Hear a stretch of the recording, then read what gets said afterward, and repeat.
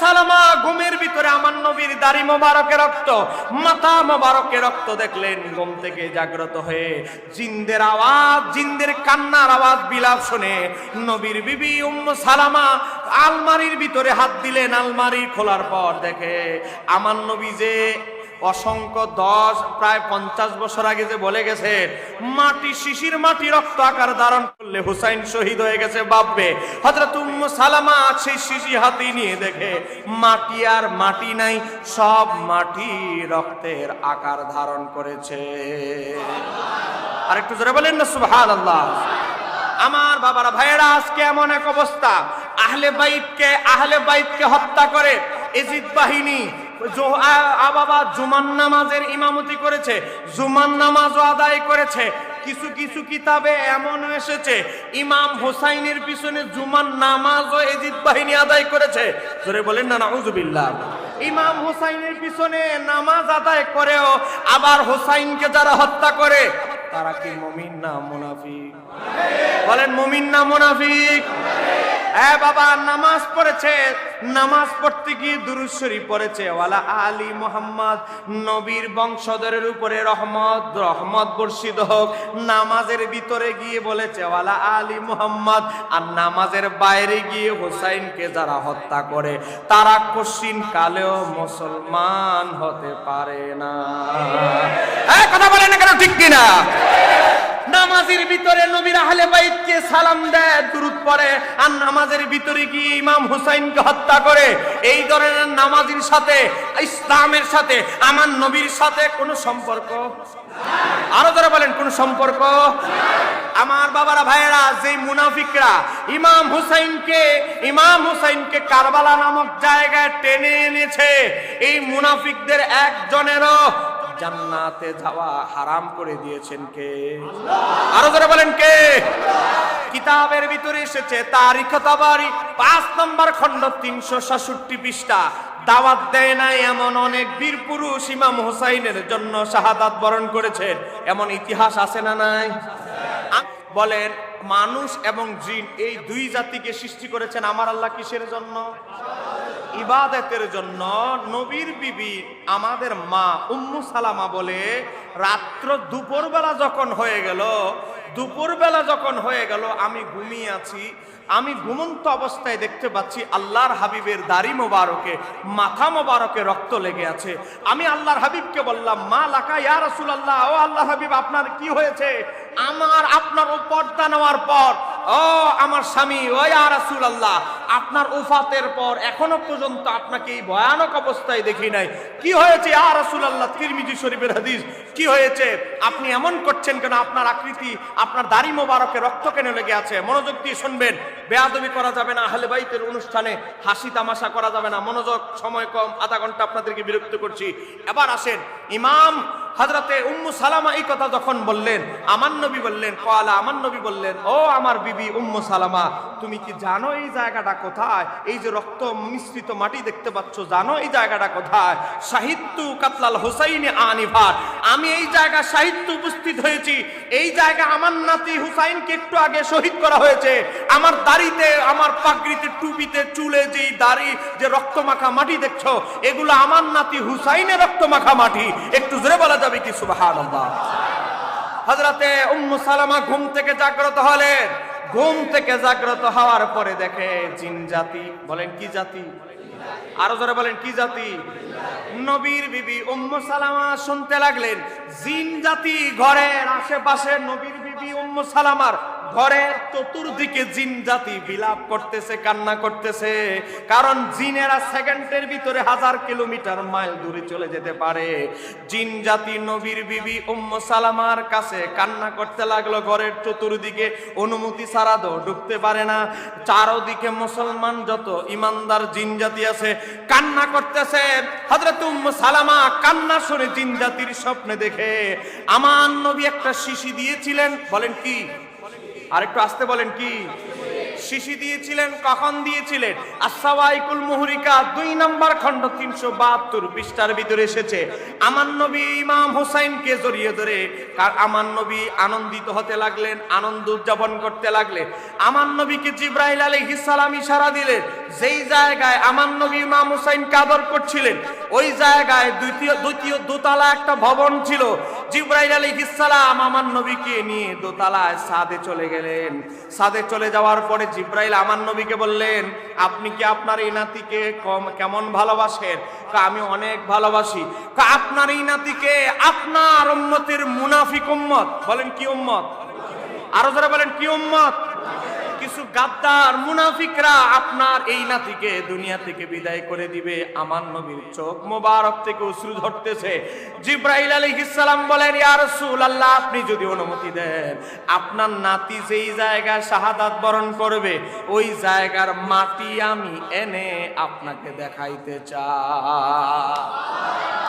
হযরত জিবরাইল আলাইহিস সালাম একটা শিশির ভিতরে ভরে কিছু মাটি নিয়ে আসলেন। এই মাটিগুলো আমার নবীর হাত মোবারকে দিলেন। আমার নবী বললেন, আমার নবীকে জিবরাইল বলছে, ইয়া রাসূলুল্লাহ, এই মাটি যেই দিন রক্তের কালার ধারণ করবে, রক্ত হয়ে যাবে, মনে রাখবেন ওই দিন আপনার নাতি শাহাদাত বরণ করেছে। আমার নবী এই মাটির শিশি নিলেন। শিশি নেওয়ার পরে 9 জন বিবিকে ডাকলেন। 9 জন বিবিকে ডাকার পর আমার নবী হযরত উম্মু সালামার হাতে শিশি দিলেন। হযরত উম্মু সালামার হাতে শিশি দেওয়ার পরে নবীর বিবি মা আয়েশা সিদ্দিকা মনে মনে ভাবতেছে, নবী শুধু মুখে মুখে বলে সব স্ত্রী থেকে বেশি আমারে ভালোবাসে, হাকিকতে তো উল্টা দেখতেছি। মা আয়েশা সিদ্দিকা জবানে বলে নাই, মুখে মনে মনে ভাবতেছে। আমার নবী বললেন, আয়েশা রে, ও আয়েশা, তুমি মনে মনে ভাবছো এই শিশি আমি উম্মু সালামার কাছে কেন দিলাম, তোমার কাছে কেন দিলাম না? ও আমার বিবি আয়েশা, শোনো, আমি যেই শিশি দিয়েছি এই শিশির ভিতরে হিকমত রহস্য রয়েছে। এই শিশির ভিতরে যে মাটি রয়েছে এই মাটি একদিন রক্তের আকার ধারণ করবে। শিশির ভিতরে যে মাটিগুলো রয়েছে এই মাটিগুলো ইরাকের জমিনের এক জায়গার মাটি, কারবালা নামক জায়গার এক জায়গার মাটি। এই মাটিগুলো যেই দিন রক্তবর্ণ ধারণ করবে ওই দিন আমার নাতি হুসাইনকে শহীদ করা হবে। আমার নাতি যেই দিন শহীদ হবে সেই দিন এই মাটিগুলো রক্তের আকার ধারণ করবে। এই মাটিগুলো হচ্ছে আমার নাতি হুসাইনের শাহাদাতের জায়গার মাটি। এখন তুমি প্রশ্ন করতে পারো, হুসাইনের শাহাদাতের মাটি যদি হয় তাহলে আমারে কেন দিলেন না? ও আমার বিবি আয়েশা, যখন ইমাম হুসাইন আমার নাতি শহীদ হবে তখন আমার স্ত্রীদের ভিতরে একজন মাত্র স্ত্রী বেঁচে থাকবে, আর সেটা হচ্ছে উম্মু সালামা। এজন্য আমি নবী উম্মু সালামার কাছে এই মাটিগুলো আমানত রেখেছি। আর একটু জোরে বলেন না সুবহানাল্লাহ।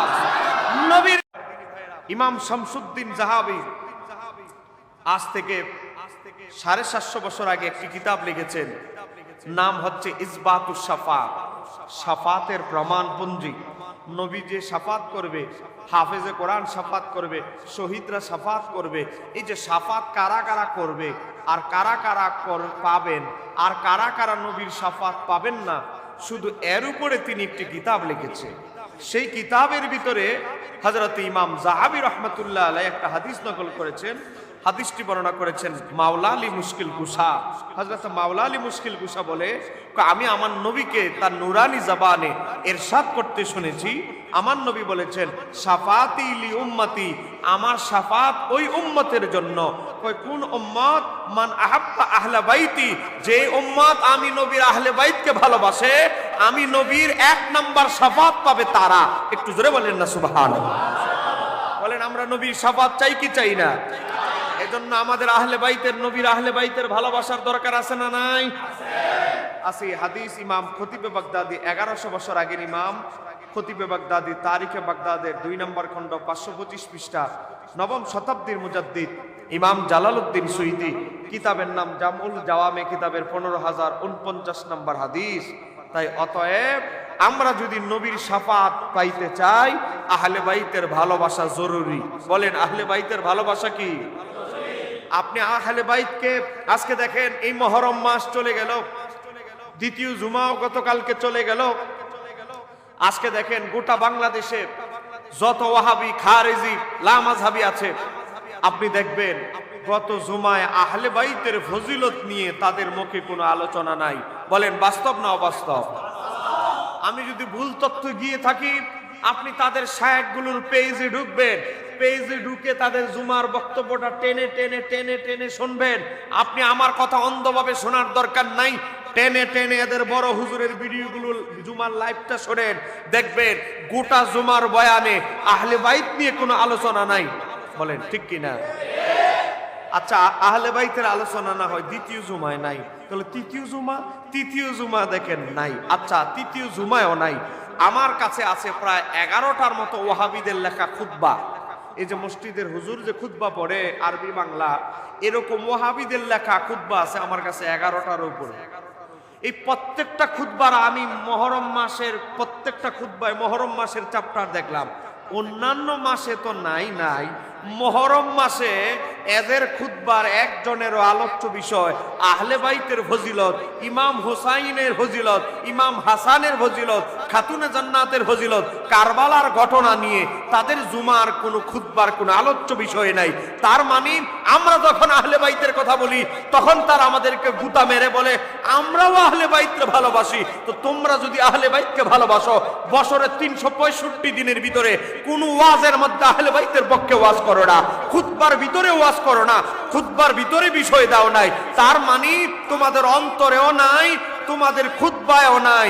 তার মানে বোঝা গেল আহলে বাইতের মোহাব্বত তোমাদের দিলে নাই। চিৎকার দিয়ে বলতে হবে ঠিক কিনা? আজকে গোটা ওয়াহাবিদের খুতবার ভিতরে একটা আলোচ্য বিষয় আহলে বাইতের ফজিলত, এটা দিতে তারা কষ্ট লাগে। তার মানে আজকে মনে রাখতে হবে এজিদ বাহিনীর যেই রূপ কারবালার ময়দানে প্রকাশিত হয়েছিল, এজিদ বাহিনীর পরিপূর্ণ রূপ এখন এই খারিজিদের মধ্যে পাওয়া যাচ্ছে। এই কথা বলেন না কেন, ঠিক কিনা? মনে রাখবেন, আমরা আমাদের আহলে সুন্নাত ওয়াল জামাতের দুশমন হলো দুইটা দল। একটা হলো ইমাম হুসাইনের বিরুদ্ধে যারা অবস্থান করবে তারা আমাদের দুশমন। তদ্রুপ মনে রাখতে হবে ইমাম হুসাইনকে দাওয়াত দিয়ে যারা মুনাফিকি করেছে তারাও আহলে বাইতের দুশমন। কথিত খারিজি যারা আহলে বাইতের সম্মান মানুষের কাছ থেকে গোপন করে তারাও আহলে বাইতের দুশমন। কথা বলেন না কেন, ঠিক কিনা? আজকে আমাকে সাবজেক্ট দেওয়া হয়েছে, আমি অত্যন্ত খুশি হয়েছি। আমাকে একটি ইম্পর্টেন্ট গুরুত্বপূর্ণ সাবজেক্ট দেওয়া হয়েছে। এই যে কারবালার ময়দানে 9 মুহররম এই যে মুনাফিকরা ইমাম হুসাইনের সাথে যে গাদ্দারি করেছে সেই সম্পর্কে আমাদের জানার দরকার আছে না নাই? আর একটু আস্তে বলেন, দরকার আছে না নাই? সম্মানিত আমার দিনী ভাইরা, আমার সাবজেক্ট অনেক ভারী, অনেক ওজনওয়ালা একটা সাবজেক্ট আমাকে দেওয়া হয়েছে। আল্লাহ সুবহানাহু ওয়া তাআলা আমাকে কিছু বলার, আপনাদেরকে ধৈর্য ধারণ করে শোনার তৌফিক দান করে। জোরে বলেন আমিন। এই মাহফিল হবে ইমাম হুসাইনের পক্ষে। ইমাম হুসাইনের পক্ষে থাকবে বলে ওয়াদা দিয়ে মুনাফিকরা ইমাম হুসাইনকে একা ছেড়ে দিয়েছিল। কথা বলেন না কেন, ঠিক কিনা? তারা হলো 1 নম্বর মুনাফিক। কথা বলেন না কেন, ঠিক কিনা? সম্মানিত আমার দিনী ভাইরা, মুনাফিকদের সর্দার যদি আমরা বলতে যাই, 1 নম্বর মুনাফিকদের সর্দার হলো ইয়াজিদ। বলেন 1 নম্বর সর্দার হলো কে? ইয়াজিদ ক্ষমতা কৌশলে চলে বলে ক্ষমতা দখল করে। ইয়াজিদ তার ক্ষমতা পাকাপোক্ত করার জন্য চতুর্দিকে চিঠি বাড়াতে লাগলো। সিরিয়া আর হলো বসরা, এই 2 জায়গা ছাড়া ইয়াজিদকে কেউ খলিফা মানে নাই। তা আবার 2 জায়গার ভিতরে যত সাহাবাই কেরাম ছিল, সম্মানিত তাবিরা ছিল, একজনও ইয়াজিদকে খলিফা মানে নাই। তার কারণ ইয়াজিদ ছিল একটা লম্পট মদখোর। কথা কোন না কেন, ঠিক কিনা? আজকে আমরা যখন এই কথা বলি, আপনারা হয়তো বলতে পারেন হুজুর আপনি আমাদের সুন্নি এলাকা পায়া, সুন্নি শ্রোতা পায়া ব্রেইন ওয়াশ করে যাচ্ছেন। বাবা, এমনটা নয়। মিডিয়া রেকর্ড হচ্ছে, এই 2 দিনের মধ্যে আবার এই পুরাটা ওয়াজ আপলোড হবে, বিশ্বের বিভিন্ন প্রান্ত থেকে মানুষ শুনবে, দেখবে। আপনাদেরকে আমি এভিডেন্স ছাড়া যদি একটা কথা বলি, যাওয়ার পরে নয়, এখানে থাকতে ধরবেন। আমি আপনাদেরকে একটা ইতিহাসের কিতাব দেখাচ্ছি। দেখেন, এই ইতিহাসের কিতাবটা লেখা হয়েছে আজ থেকে 720 বছর আগে। জোরে বলেন না মারহাবা। এটা বাংলা অনুবাদ করেছে, দেখেন, ইসলামিক ফাউন্ডেশন বাংলাদেশ গভর্নমেন্ট থেকে অনুবাদিত, এটা আমরা সুন্নিরা অনুবাদ করি নেই যে আমরা ছলে বলে কৌশলে পরিবর্তন করে ফেলেছি। এই ইতিহাসের কিতাবটা হচ্ছে 8 নম্বর খণ্ড, এটা টোটাল 14 খণ্ডে লেখা। এই 8 নম্বর খণ্ডের ভিতরে 429 পেজের ভিতরে এজিদের কুকর্মের তালিকা তুলে ধরা হয়েছে। এজিদ কি কি অপকর্ম করত, তার কি খারাপ কাজের যে তালিকা, এই তালিকা তুলে ধরা হয়েছে। এজিদের খারাপ কাজের তালিকা তুলে ধরতে গিয়ে উল্লেখ করা হয়েছে এজিদের 18টা কুকর্মের অভ্যাস ছিল। জোরে বলেন নাউজুবিল্লাহ। বলেন এজিদ আকাম কুকাম করত কয়টা? 18 কোয়ালিটির। এর মাঝে একটা আমি আপনাদেরকে বলছি, আমার বন্ধুবর মাওলানা খুরশেদ সাহেব এখানে আছেন, দেখেন এর মধ্যে একটা হলো প্রতিদিন সে মদ পান করত। জোরে বলেন। এখানে আরো অনেক অতিথিবৃন্দ আছে, প্রতিদিন বলেন ভাইজান, প্রতিদিন শব্দটা আছে না নাই? একটা হচ্ছে মদ পান করতো, এটা তো তালিকার মধ্যে আছে, বুঝেন না? এই যে গান বাদ্য শুনতো, মদ পান শুনতো, গান শুনতো, এগুলো হলো তালিকা। আর মদের বিস্তারিত বিবরণে বলতেছে প্রতিদিন সে মদ পান করত। এখন আপনারা বলেন, যে প্রতিদিন মদ পান করত, প্রতিদিন মদের বোতল না হলে যার জীবন চলতো না, সেই লম্পট এজিদকে যারা বলে সে জান্নাতে যেতে পারে, জান্নাতি, তাদেরকে চিনতে আমাদের আর কোনো ভুল হচ্ছে না। আমরা একথা স্পষ্টভাবে বলতে পারি, এরা হলো এই যুগের এজিদের রুহানি সন্তান। আর কথা বলেন না কেন, ঠিক কিনা? তাদেরকে বলবো, তোমাদের বড় হুজুর ইমাম ইবনে কাসির, যার তাফসীর তোমরা পড়ো, তাফসীর ইবনে কাসির, সেই ইমাম ইবনে কাসির 750 বছর আগে লিখে দিয়েছে ইতিহাসের পাতায়, এজিদ প্রতিদিন মদ খেত। এখন আপনাদের কাছে আমি জানতে চাই, একটা মদখোরের দালালি কি কোনো ভদ্রলোক করতে পারে? মদখোরের দালাল, ভেন্সিডিউল কোলের দালালি ভেন্সিডিউল করেই করতে পারে। আমার মনে হয় যেই শায়েখরা আজকে এজিদকে রহমতুল্লাহ আলাইহি বলে, এজিদের নামের আগে হযরত বলে, আমাদের সন্দেহ হয় ওই শায়েখদের ঘরেও গোপনে মদের বোতল যায় কিনা সন্দেহ আছে। কারণ একজন মদখোরের দালাল কখনো কোনো ভালো মানুষ ভদ্রলোক করতে পারে না। আজকে ইমাম হুসাইন মারা গিয়েছেন, শাহাদাত বরণ করেছেন বীরের বেশে। কথা কন। ইমাম হুসাইন শাহাদাত বরণ করেছেন বীরের বেশে। ইমাম ইবনে জারির আত-তাবারি, প্রত্যেকটা আমি এভিডেন্স দিব, যতগুলো কথা বলবো সঙ্গে সঙ্গে এভিডেন্স আমি দিব, সাথে সাথে রেফারেন্স দেওয়া হবে।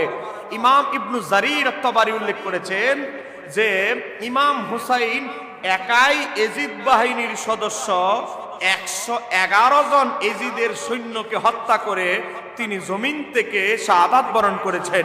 একটু জোরে বলেন না, বলেন 100 কত জন? 111 জন, একা 111 জনকে হত্যা করেছে।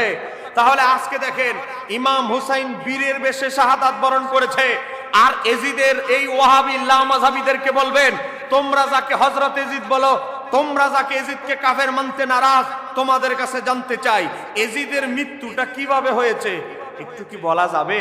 দেখবেন মুখ বেজার হয়ে যাবে। অনেক মতভেদ আছে, আরে ভাই মতভেদ না, বিশুদ্ধ সহি কোনটা এটা বলো, তাদের মুখ বেজার হয়ে যাবে। কারণ এজিদ এমন ভাবে মারা গিয়েছে, এটা বলার মতো মুখ তাদের। আমি কি একটু বলবো? ওয়াজ তো 10 দিন ব্যাপী হচ্ছে, ওয়াজ তো 8-9 বছর ধরে হচ্ছে। এজিদ কিভাবে মারা গিয়েছে একটু আমাদের জানার দরকার আছে না নাই? দেখেন এই মুনাফিক কিভাবে মারা গিয়েছেন। ইমাম ইবনে কাসির আল বিদায়া ওয়ান নিহায়া কিতাবের এই 8 নম্বর খণ্ডের ভিতরে 429 পৃষ্ঠার ভিতরে লিখতেছে, আমার আল্লাহর সৃষ্টির ভিতরে একটা সৃষ্টি হলো বানর। বলেন বানরকে বানিয়েছেন কে? আমার আল্লাহ বড় বড় শত্রু, যারা ইসলামের শত্রু, আহলে বাইতের শত্রু, আল্লাহর দুশমন, ওলি আল্লাহর দুশমন যারা, তাদেরকে পৃথিবী থেকে বিদায় করার জন্য ও বাবা সেনাবাহিনীর প্রয়োজন হয় নাই। নমরুদের মতো এত ক্ষমতাশালী কাফের মুশরিককে দুনিয়া থেকে বিদায় করতে আমার আল্লাহ একটা মশাই আল্লাহর যথেষ্ট ছিল। কথা কর না কেন? আমার আল্লাহ বলে, এই পাপিষ্ট মালাউন এজিদকে দুনিয়ার জমিন থেকে বিদায় করার জন্য আমি আল্লাহ বড় ধরনের সেনাবাহিনীর প্রয়োজন নাই। আমার আল্লাহ একটা বানরকে হুকুম দিলেন, ও বানর, আগামীকাল তুমি এজিদের ঘাড়ে এমন ভাবে কামড় বসায়া দিবা, তোমার 20 দাঁত বসায়া দিবা, 20 দাঁতের কামড়ে যেন আস্তে আস্তে সে মৃত্যুবরণ করে। একটু জোরে বলা যাবে কি সুবহানাল্লাহ? এজিদের 18টা কুকর্মের ভিতরে একটা হলো সে পশু পাখিদের লড়াই লাগাইতো, মোরগ দিয়ে মোরগের খেলা দিত, বানর দিয়ে বানরের বিরুদ্ধে খেলা লাগাই দিত। তা আবার এই আপনাদের বন জঙ্গলের এরকম বানর নয়, যোদ্ধা বানর, যারা যুদ্ধ করতে পারে, ফাইটিং করতে পারে, প্রশিক্ষণপ্রাপ্ত বানর। চড়া দাম দিয়ে, বড় মূল্য দিয়ে বাজার থেকে, মার্কেট থেকে এজিদ কিনে আনতো। তারপরে একটা বানর দিয়ে আরেকটা বানরের বিরুদ্ধে যুদ্ধ লাগাই দিত। তারপরে এজিদ খেলা দেখতো, তামাশা দেখতো। একটা বানর যখন আরেকটারে মেরে ফেলতো, তখন এজিদ আনন্দে লাফায়া উঠতো। একটু জোরে কন্যা নাউযুবিল্লাহ। ইসলামে 4 মাযহাবের ইমামরা একমত, পশু পাখি দিয়ে লড়াই লাগা, এক পশু দিয়ে আরেক পশু মারা, এটা হারাম। আজকে এজিদের কাছে কিসের হারাম আর কিসের হালাল? যে ভাই বোনের বিবাহ যে হালাল ফতোয়া দেয়, তার কাছে আর পশু পাখির চিন্তা করার টাইম কি তার আছে? যে এজিদ নবীর কলিজার টুকরা নাতিকে হত্যা করার হুকুম দেয়, তার কাছে পশু পাখির কোনো মূল্য আছে? গভীর মনোযোগ। এজিদের খাসার ভিতরে বানর ছিল, যোদ্ধা বানর। এক বানর আরেক বানরের সাথে ফাইটিং করে, এমন বানর। আমার আল্লাহ দায়িত্ব দিয়ে দিলেন, ও বানর, এই পাপিষ্ট মালাউন মুনাফিক এজিদকে দুনিয়া থেকে বিদায় করার জন্য আমি আল্লাহর কোনো সেনাবাহিনী দরকার নাই। এ বানর খাসা থেকে তখন তরে যখন ছাড়বে, বানরের বিরুদ্ধে আক্রমণ নয়, তোর আক্রমণ হবে এজিদের ঘাড়ে। জোরে বলেন না। এ বাবা, আজকে কোন ওয়াহাবি এজিদের মৃত্যুর ইতিহাস বলবে না, আমি বলে যাচ্ছি আপনাদেরকে, কারণ মুখ দেখানোর মতো ভাষা তাদের নাই। ইমাম ইবনে কাসির বলে এজিদের মৃত্যুর কারণ ছিল যে, আমি যদি একটা কমাও বানায়া বলি ধরবেন এখানে থাকতে, এজিদের মৃত্যুর কারণ ছিল যে সে একদিন একটি বানরকে উঠিয়ে দোলা দিচ্ছিল, আর অমনি একটি বানর তাকে কামড় দেয়, কামড়ের বিষে সে মারা যায়। জোরে বলেন না সুবহানাল্লাহ। বা এজিদ ইমাম হুসাইনকে শহীদ করতে হাজার হাজার সৈন্য ব্যবহার করেছে, আর আমার আল্লাহর এজিদকে দুনিয়া থেকে বিদায় করতে হাজার হাজার সৈন্যর প্রয়োজন হয় নাই। একটা বানরের কাছে এজিদ পরাজিত হয়েছে। আর আপনি যদি ইমাম হুসাইনের দিকে তাকান, একাই 111 জনকে দুনিয়া থেকে বিদায় করে ইমাম হুসাইন বীরের বেশে শাহাদাত বরণ করেছে। আমার বাবারা, ভাইয়েরা, গভীর মনোযোগ। আহলে বাইতের সাথে তৎকালীন যুগে যেভাবে গাদ্দারি মুনাফিকি করা হয়েছে, এখনো আহলে বাইতের দুশমন মুনাফিক দুনিয়ায় আছে না নাই? কথা বলেন, আছে না নাই? মনে রাখবেন, আহলে বাইতের দুশমন যারা খারিজি নাসিবি, তাদের সাথে আহলে বাইতের যেমন সম্পর্ক নাই, আহলে সুন্নাত ওয়াল জামাতের সাথেও কোনো সম্পর্ক, জোরে বলেন, কোনো সম্পর্ক। এবার আসেন, আজকে আপনাদেরকে এই মুনাফিকরা, আজকে যেহেতু মুনাফিকদের কথা বলতে হচ্ছে, এই মুনাফিকরা আপনাদেরকে বুঝাবে ইমাম হুসাইনের শাহাদাতের সাথে এজিদের কোনো সম্পর্ক নাই। একটু জোরে বলেন নাউযুবিল্লাহ। আরে মানাওন, ইমাম হুসাইনকে নয়, শুধু ইমাম জয়নুল আবিদিন যখন কোথায় সিরিয়ায় চলে গিয়েছিলেন পরিবার সহ, সেই জায়গায় ইমাম জয়নুল আবিদিনকে পর্যন্ত হত্যা করতে এজিদ চেয়েছিল। আর তুমি মোল্লা বলো ইমাম হুসাইনের শাহাদাতের সাথে কোনো সম্পর্ক নাই। এ বাবা, আপনি একটু গভীরভাবে বিশ্লেষণ করেন। আল্লাহ আপনারা বিবেক দিয়েছে, আর আমার কাজ হলো সত্য প্রকাশ করা, দলিল দিয়ে সত্য বুঝিয়ে দেওয়া। সত্য গ্রহণ করা হলো আপনাদের দায়িত্ব, সত্য বুঝায় দেওয়া আমার দায়িত্ব। এবার আসেন, ইমাম জয়নুল আবিদিন যখন সিরিয়ায় গেলেন, বলেন কোথায়? পরিবার পরিজন, আহা, রাস্তায় মানুষ ইট পাটকেল ঢিল নিক্ষেপ করছে, ময়লা ফসা খাবার নিক্ষেপ করছে। কেন? মানুষকে জানানো হয়েছে, আহলে বাইতের পরিবারকে মানুষের কাছে পরিচয় দেওয়া হয়েছে আহলে বাইত নয়, তারা হচ্ছে ডাকাতের পুত্রবধূ, ডাকাতের সন্তানাদি, ডাকাতের আওলাদ। জোরে বলেন না নাউযুবিল্লাহ। আমার বাবারা, ভাইয়েরা, ইমাম জয়নুল আবিদিনের সামনে এক ব্যক্তি আহলে বাইতকে টিটকারি করছে, হেয় প্রতিপন্ন করছে। ইমাম জালালউদ্দিন সুয়ুতী তার তাফসীর আদ-দুররুল মানসুরের ভিতরে, এখানে কিতাবটা আছে, ইমাম সুয়ুতী আদ-দুররুল মানসুরের ভিতরে ইমাম জালালউদ্দিন সুয়ুতী সূরা আশ-শুরা 23 নম্বর আয়াত, কুল্লা আসআলুকুম, এই আয়াতের ব্যাখ্যা ইমাম সুয়ুতী উল্লেখ করে একজন লোক জয়নুল আবিদিনকে গালাগালি করতেছে। ইমাম জয়নুল আবিদিন অনেকক্ষণ ধৈর্য ধারণ করেছেন। ইমাম জয়নুল আবিদিন অনেকক্ষণ ধৈর্য ধারণ করেছেন। ধৈর্য ধারণ করার পর আর সহ্য করতে পারছে না, আহলে বাইতকে গালমন্দ করতেছে ওই লোকটা। ইমাম জয়নুল আবেদিন বললেন, এ লোক, তোমার নাম কি? বলে, আমার নাম অমক। নাম শুনে তো বোঝা যায় তুমি মুসলমান। তুমি কি কোরআন পড়ো? জীবনে কত হাজারবার কোরআন খতম দিয়েছি। আসলে তো তুমি কোরআন পড়ো নাই। তুমি মিয়া কি বলো? তুমি যদি কোরআন পড়তা, কোরআনুল কারীমে সূরা সূরার 23 নম্বর আয়াতটা কি পড়ো নাই? আমার আল্লাহ বলেছেন কুল্লা সালুকুম আলাইহি আজরান ইল্লা মাওয়াদ্দাতা ফিল কুরবা, এই আয়াত কি তুমি পড়ো নাই? পড়েছি। এই আয়াত যাদের শানে নাজিল হয়েছে, এই আয়াতে যাদের কথা বলা হয়েছে, আমরা হইলাম তারা। একটু জোরে বলেন না সুবহানাল্লাহ। কি বলেন আপনি? আপনার নাম কি? আমার নাম হচ্ছে আলী ইবনে হুসাইন, আমার বাবার নাম হুসাইন, আমার দাদার নাম আলী ইবনে আবি তালেব, আর আমরা হচ্ছি আহলে বাইতের অন্যতম সদস্য। আমার বাবা হচ্ছে ইমাম হুসাইন, জান্নাতের কোটি কোটি যুবকদের সর্দার। ওই লোক বলে, আমারে ক্ষমা করে দেন ও জয়নুল আবেদিন, আমি তো জানতাম আপনারা ডাকাতির স্ত্রী পুত্র আওলাদ, আমাদেরকে এটাই জানানো হয়েছে, এজন্যই তো আমরা আপনাকে গালাগালি করছি।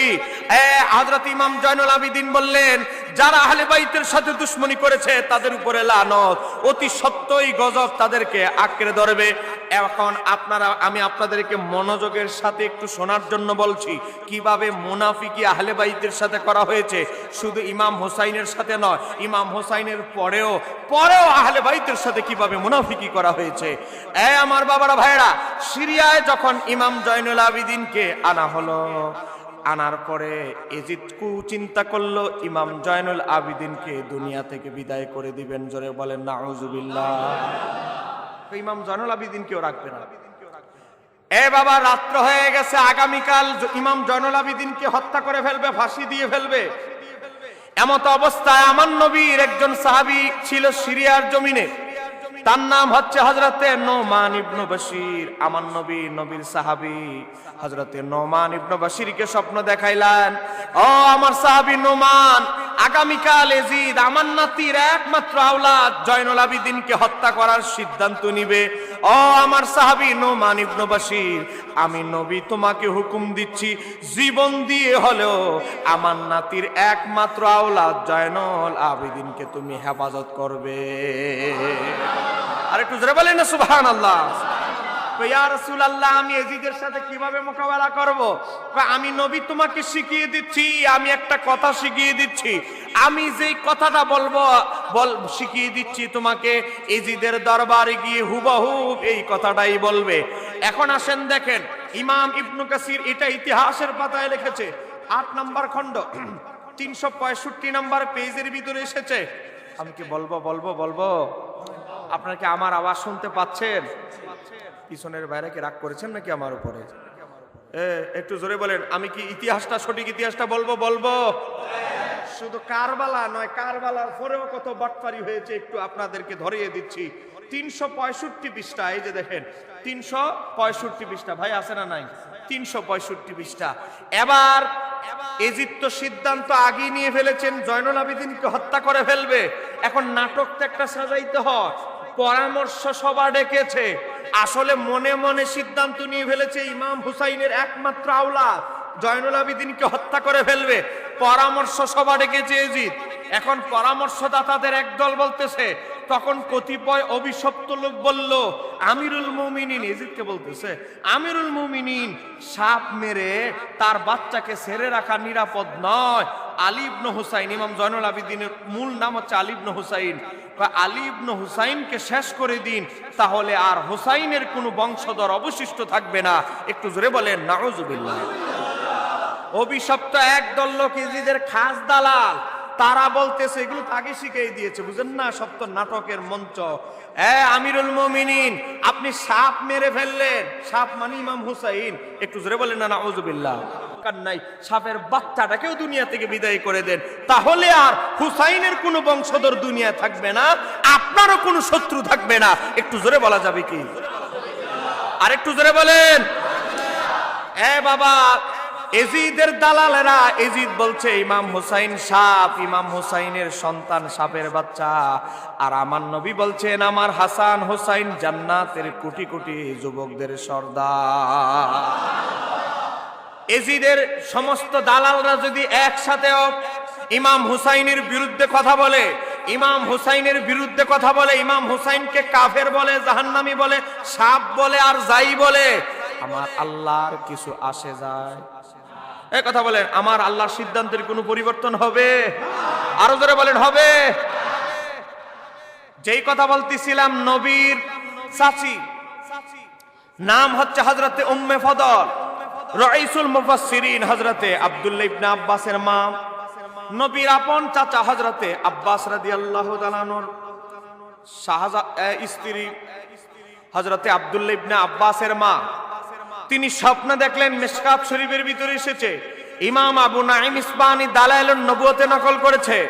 স্বপ্নের মধ্যে দেখতেছে আল্লাহর হাবিবের দরবার থেকে, আল্লাহর হাবিবের জিসিম মোবারক থেকে একটা নূর বের হয়ে নবীর চাচি হযরতে উম্মে ফদলের কোলের মধ্যে গিয়ে আশ্রয় নিয়েছে।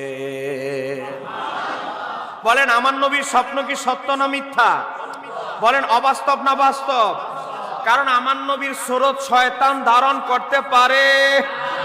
আমার নবী বলে, সহিহ বুখারী শরীফের হাদিস, হযরত আবু কাতাদা আনসারী থেকে বর্ণিত, আমার নবী বলে, মান রাআনি, যে আমাকে দেখলো, মান রাআনি ফাকাদ রাআল হক, যে আমি নবীকে দেখলো সেজন্য আমি নবীকে হক সত্যই দেখলো। কারণ আমি নবীর সুরত শয়তান ধারণ করার ক্ষমতা শয়তানের। এ বাবা, আপনার সুরত ধরে আপনার বউয়ের কাছে শয়তান দেওয়ার ক্ষমতা আছে। এ বাবা, আপনার ছেলে আছে সৌদি আরব, আপনার ছেলের হুবাহু আকৃতি ধরে আপনার কাছে আসার ক্ষমতা শয়তানের আছে। কিন্তু একটা ক্ষমতা শয়তানকে দেওয়া হয় নাই। এ বাবা, একটা হচ্ছে শয়তান ধারণ করে না, আর একটা হলো শয়তানকে ক্ষমতাই দেওয়া হয় নাই।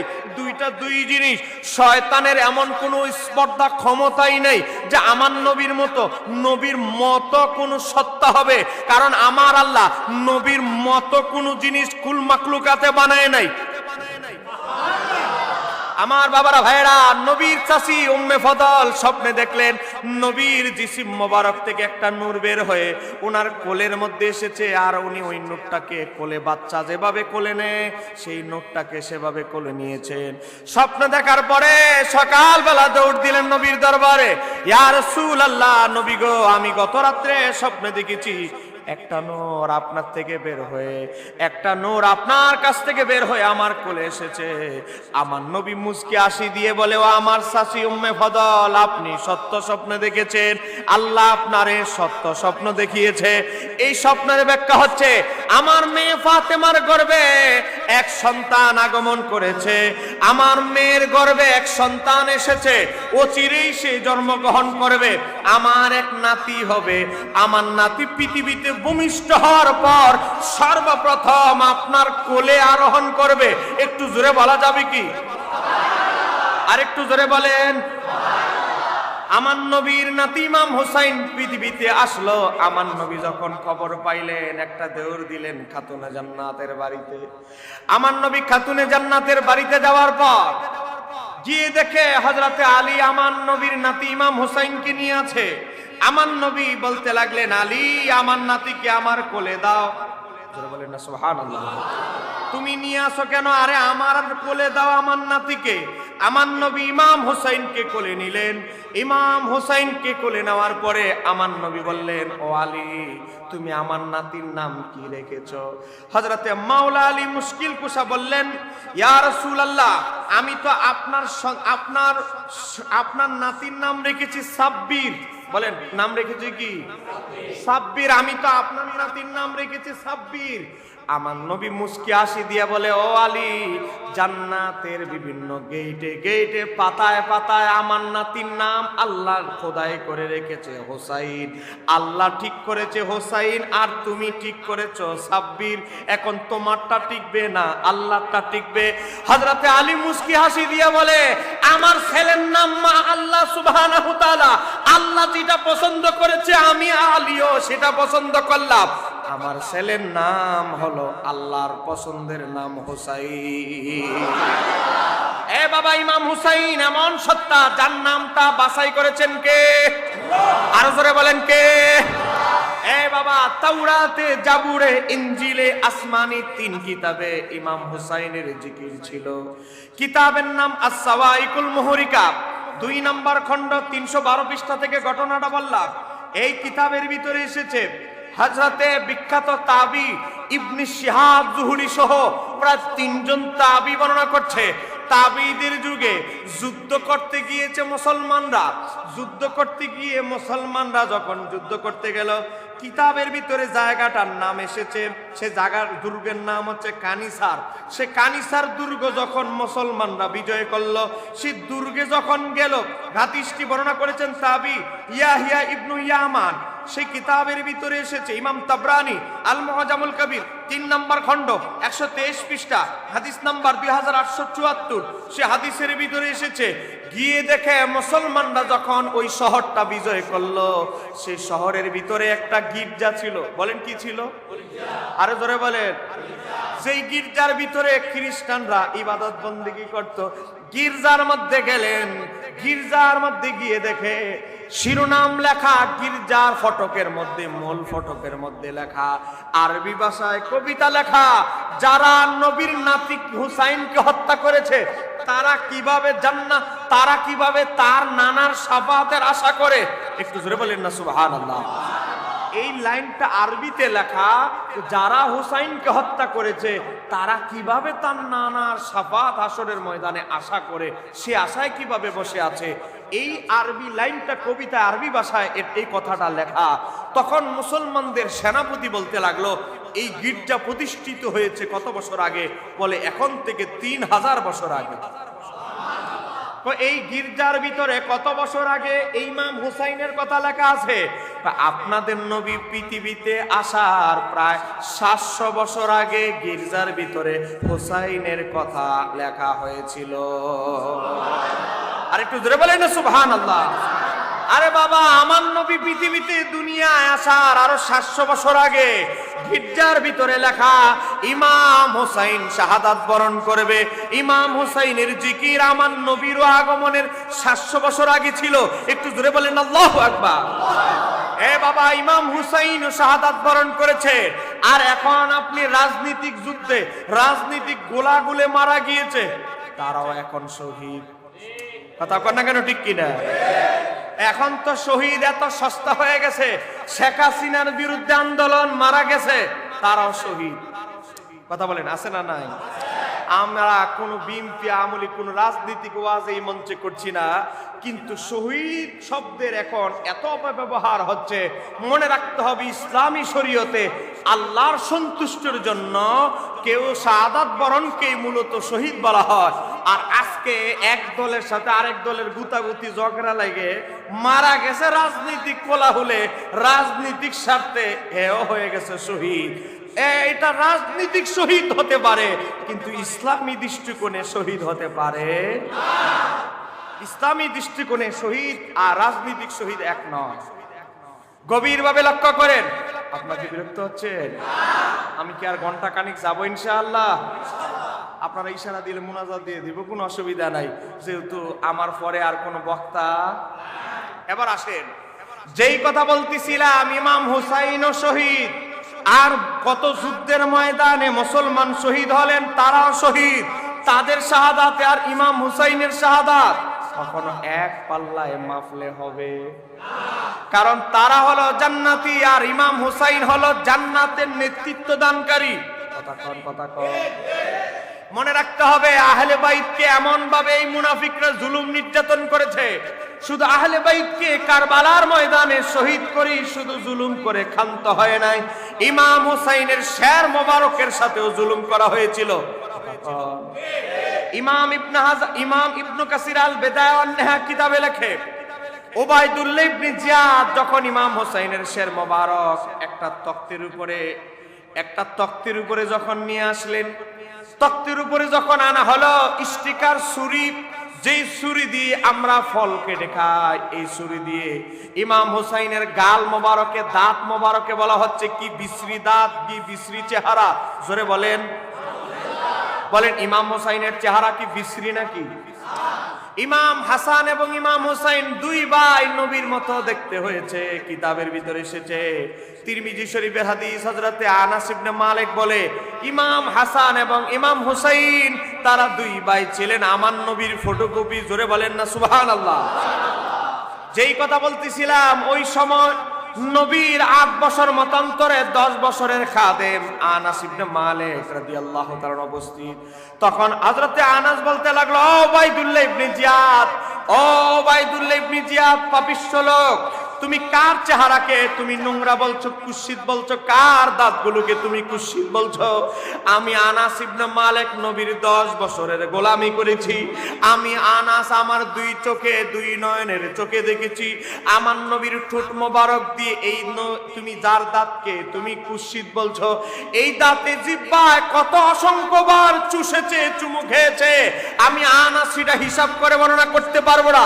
যেই গালকে চেহারাকে তুমি কুৎসিত বলছো, এই গালে আমার নবী কত শতবার চুমু খেয়েছে তার হিসাব আমি আনাস দিতে পারবো না।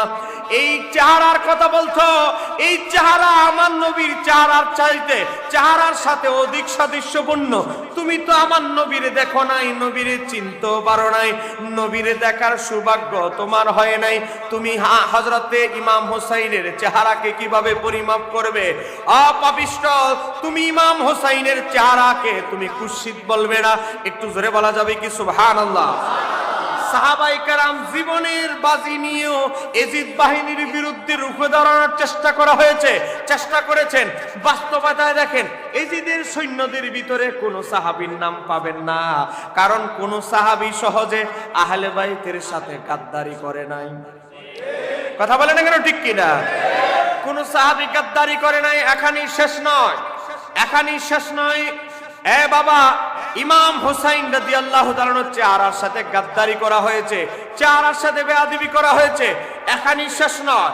তারপরে ইমাম হুসাইনের শের মোবারক যখন এজিদের কাছে নিয়ে যাওয়া হলো, সিরিয়ায় যখন নিয়ে যাওয়া হলো, সিরিয়ায় নেওয়ার পর ইমাম হুসাইনের শের মোবারক দেখার পর এজিদ কি করলো? এজিদ কি করলো জানেন? এজিদ ইমাম হুসাইনের শের মোবারক একটা সুন্দর কাপড় দিয়ে ঢেকে রাখা হয়েছে। কাপড়টা এভাবে এজিদ ধরলো, ধরার পরে নাকের মধ্যে টিস্যু দিয়ে, রুমাল দিয়ে ধরলো। তার মনে আসলো সে মানুষরে বুঝাইতে চাচ্ছে কি দুর্গন্ধ, কি কুৎসিত দুর্গন্ধ আসতেছে।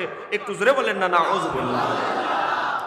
তখন নবীর একজন সাহাবী ছিলেন নোমান ইবনে বশির, তিনি বললেন, ও এজিদ, আমি জানি না আপনি সুস্থ না অসুস্থ, আপনার কাছে দুর্গন্ধ মনে হচ্ছে, আমি আমার নাক দিয়ে হুসাইনের শের মোবারক থেকে জান্নাতি মেশক আম্বরের ঘ্রাণ অনুভব করছি। আর একটু জোরে বলেন না সুবহানাল্লাহ। আমার বাবারা, ভাইরা, ইমাম হুসাইনের জীবদ্দশায় শুধু তার উপরে জুলুম নির্যাতন হয়েছে এমন নয়, ইমাম হুসাইনের শের মোবারকের সাথে বেয়াদবি হয়েছে কি হয় নাই? আরেকটু জোরে বলেন, হয়েছে কি হয় নাই? ওই যেই ঘটনা বলতেছিলাম, যেই ঘটনা আপনাদেরকে বলছিলাম 365 পৃষ্ঠায়, হযরত নোমান ইবনে বশিরকে আমার নবী স্বপ্নে দেখাই দিলেন, ও আমার সাহাবী নোমান, আগামীকাল আমার একমাত্র নাতির একমাত্র আওলাদ জয়নুল আবিদিনকে হত্যা করে ফেলবে।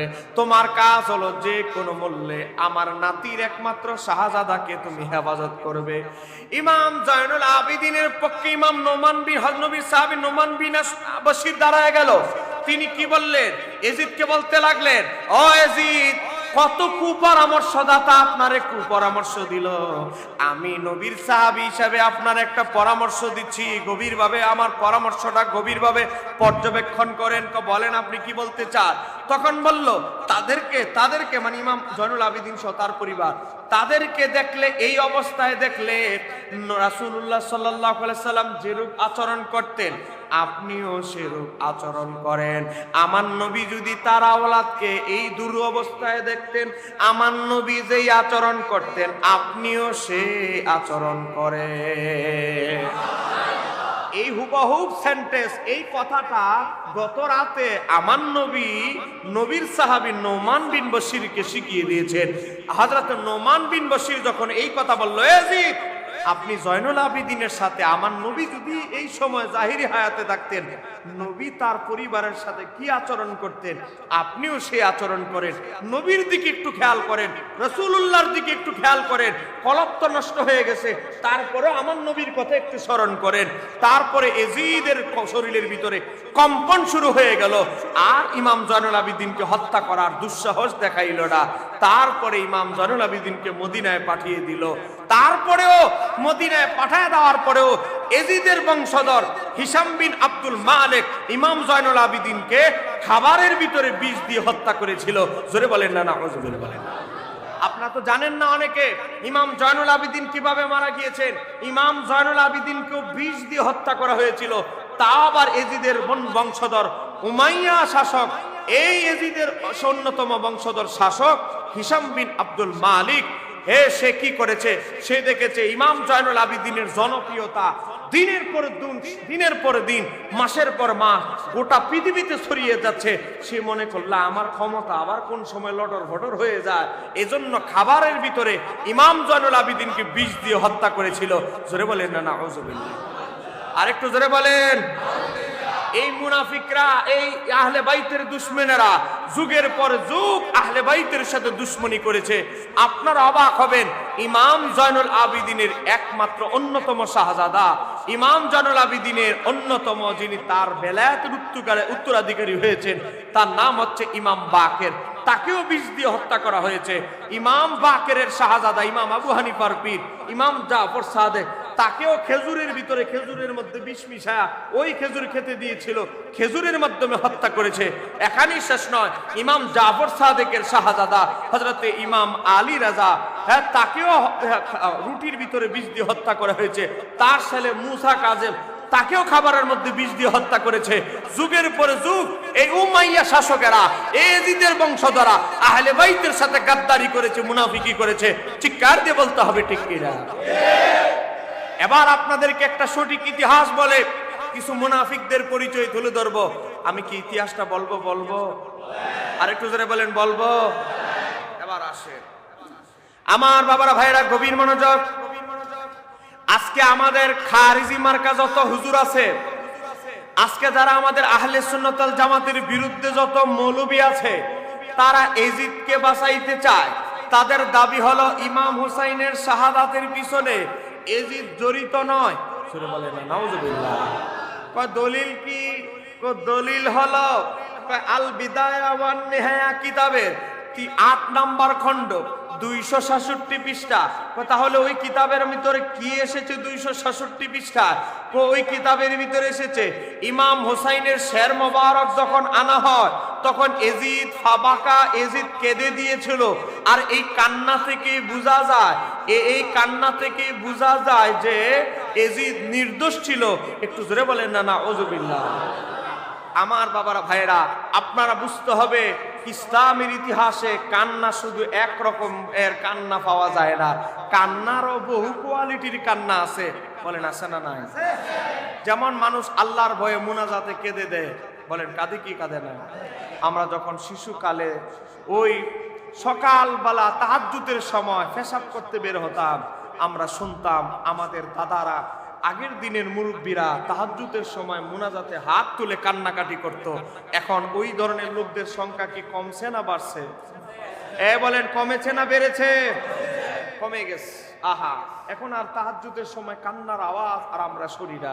ইমাম আবু হানিফা যখন নামাজের সূরা কেরাত শুরু করতেন, জাহান্নামের আযাবের আয়াতগুলো যখন ইমাম আবু হানিফা শুনতেন, কান্না করতে করতে ইমাম আবু হানিফা তিনি কান্না করতে করতে কোনার কেরাত পড়া, সূরা পড়া থেমে যেত, শুধু কাঁদতে থাকতেন। এটাই ছিল আল্লাহর ভয়। ইমাম আবু হানিফা এভাবেই ইমাম আবু হানিফা হয় নাই। জোরে বলেন না সুবহানাল্লাহ।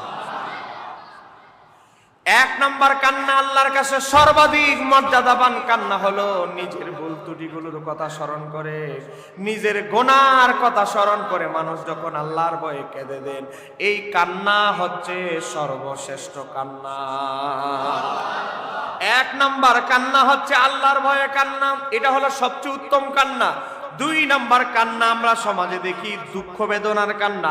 বাপ মরে গেছে, মা মরে গেছে, বউ মরে গেছে, বাচ্চা মরে গেছে, পরীক্ষায় ফেল করেছে, অনেকে কান্না করে কি করে না? দুঃখ পেলে পা কেটে গেছে, ব্যথা পাচ্ছে, দুঃখ বেদনার কান্না। এটা হলো এখন পর্যন্ত আমি বললাম 2 রকমের কান্না। এবার 3 রকমের কান্নায় আসি। কিছু কিছু মানুষ অনেক সময় আনন্দের ঠেলায় আনন্দেও কেঁদে দেয়। কথা বলে পরীক্ষায় এক সাবজেক্ট ভালো হয় নাই, তারপরেও গোল্ডেন এ প্লাস পেয়ে ফেলেছে, এখন বেচারা খুশির ঠেলায় দিছে কাইন্দা। কথা বলেন না কেন? এখন তো মোবাইলের যুগ। আপনার ভাই আপনার বাবা সৌদি আরব থাকে, প্রতিদিন ভিডিও কলে দেখা সম্ভব। কিন্তু আজ থেকে 15-20 বছর আগে যখন বটন ফোনও ছিল না, চিঠিপত্রের যোগাযোগ ছিল, 10 বছর পর সৌদি আরব থেকে বাবা এসেছে, এয়ারপোর্টে জড়িয়ে ধরে ছেলে কান্না শুরু করে দিয়েছে, বাবাও কান্না শুরু করে দিয়েছে। ঘটনা কি? কারণ 20 বছর পর, 20 বছর ধরে চিঠি শুধু পড়তো বাবা, 20 বছর পর বাবারা যখন জড়ায় ধরেছে, 20 বছরের গ্যাপের কথা মনে হয়েছে, আনন্দের ঠেলায় কেঁদে দিয়েছে। 10 বছর ধরে সন্তান হয় না, 10 বছর পরে আল্লাহ একটা সন্তান দিয়েছে, সন্তানের পাওয়ার আনন্দে অনেকে হাসপাতালে কেঁদে দেয়। বলেন বাস্তব না অবাস্তব? এটা আনন্দের কান্না। অনেক সময় মানুষ আনন্দেও কেঁদে ফেলে, অনেক কষ্টে যখন কিছু অর্জন করে পায়, আনন্দে মানুষ কাঁদে। তো এখনো পর্যন্ত আমরা কান্না পাইলাম কয় কোয়ালিটির? আপনারা কি 10টা বাজে ঘুমায় গেলেন নাকি? বলেন কয় কোয়ালিটি? 3 কোয়ালিটি। ফেসবুক চালাইতে চালাইতে বাবা 1:30-2টা বেজে ফেলেন। যুবক, ফেসবুক টিপতে টিপতে শীতকালে কম্বলের ভিতরে রাইতের 1:30-2টা, স্যাটই শেষ হয় না, ফ্রি ফায়ারের খেলাই শেষ হয় না, আহলে বাইতের স্মরণে মাহফিল হচ্ছে। আমরা কি আর ঘন্টা খানিক থাকতে পারবো ইনশাআল্লাহ? আওয়াজটা তো আস্তে হয়ে গেল। ইনশাআল্লাহ। এবার আসেন, যেই কথা বলতেছিলাম, 3 প্রকারের কান্নার ওয়াজ আমি এখনো পর্যন্ত করলাম। 1 নাম্বার আল্লাহর ভয়ে কান্না, 2 নাম্বার দুঃখ বেদনায় কষ্টের কান্না, 3 নাম্বার আনন্দের কান্না, 4 নাম্বার কান্না হলো মায়া কান্না। বলেন কি কান্না? এটা হলো টোটাল নাটক, ভিতরে একরকম, উপরে আরেক রকম। বলেন আছে না নাই? এটা হলো অভিনয়। সিনেমায় দেখতে গিয়ে আমরা শিশুকালে দেখতাম, বিটিভি যখন ছিল, আর কোনো টিভি ছিল না, সিনেমা দেখে আমাদের মা চাচিরা হুবহু তারা অরিজিনাল বাস্তব মনে করে অনেক সময় কেঁদে দিত। বলেন এমন সিনেমা আছে না নাই? অথচ যে অভিনেতা সার কিন্তু 1 ফোঁটাও পানি পড়ে নাই, সে আরো ড্রপ দিয়া কান্নার অভিনয় করেছে। কিন্তু আমাদের সরল সহজ বহুত শ্রোতা তাদের অভিনয় দেখে কান্না করে দিয়েছে। বাস্তব না অবাস্তব? ইসলামের ইতিহাসে এটাকে বলা হয় মায়া কান্না।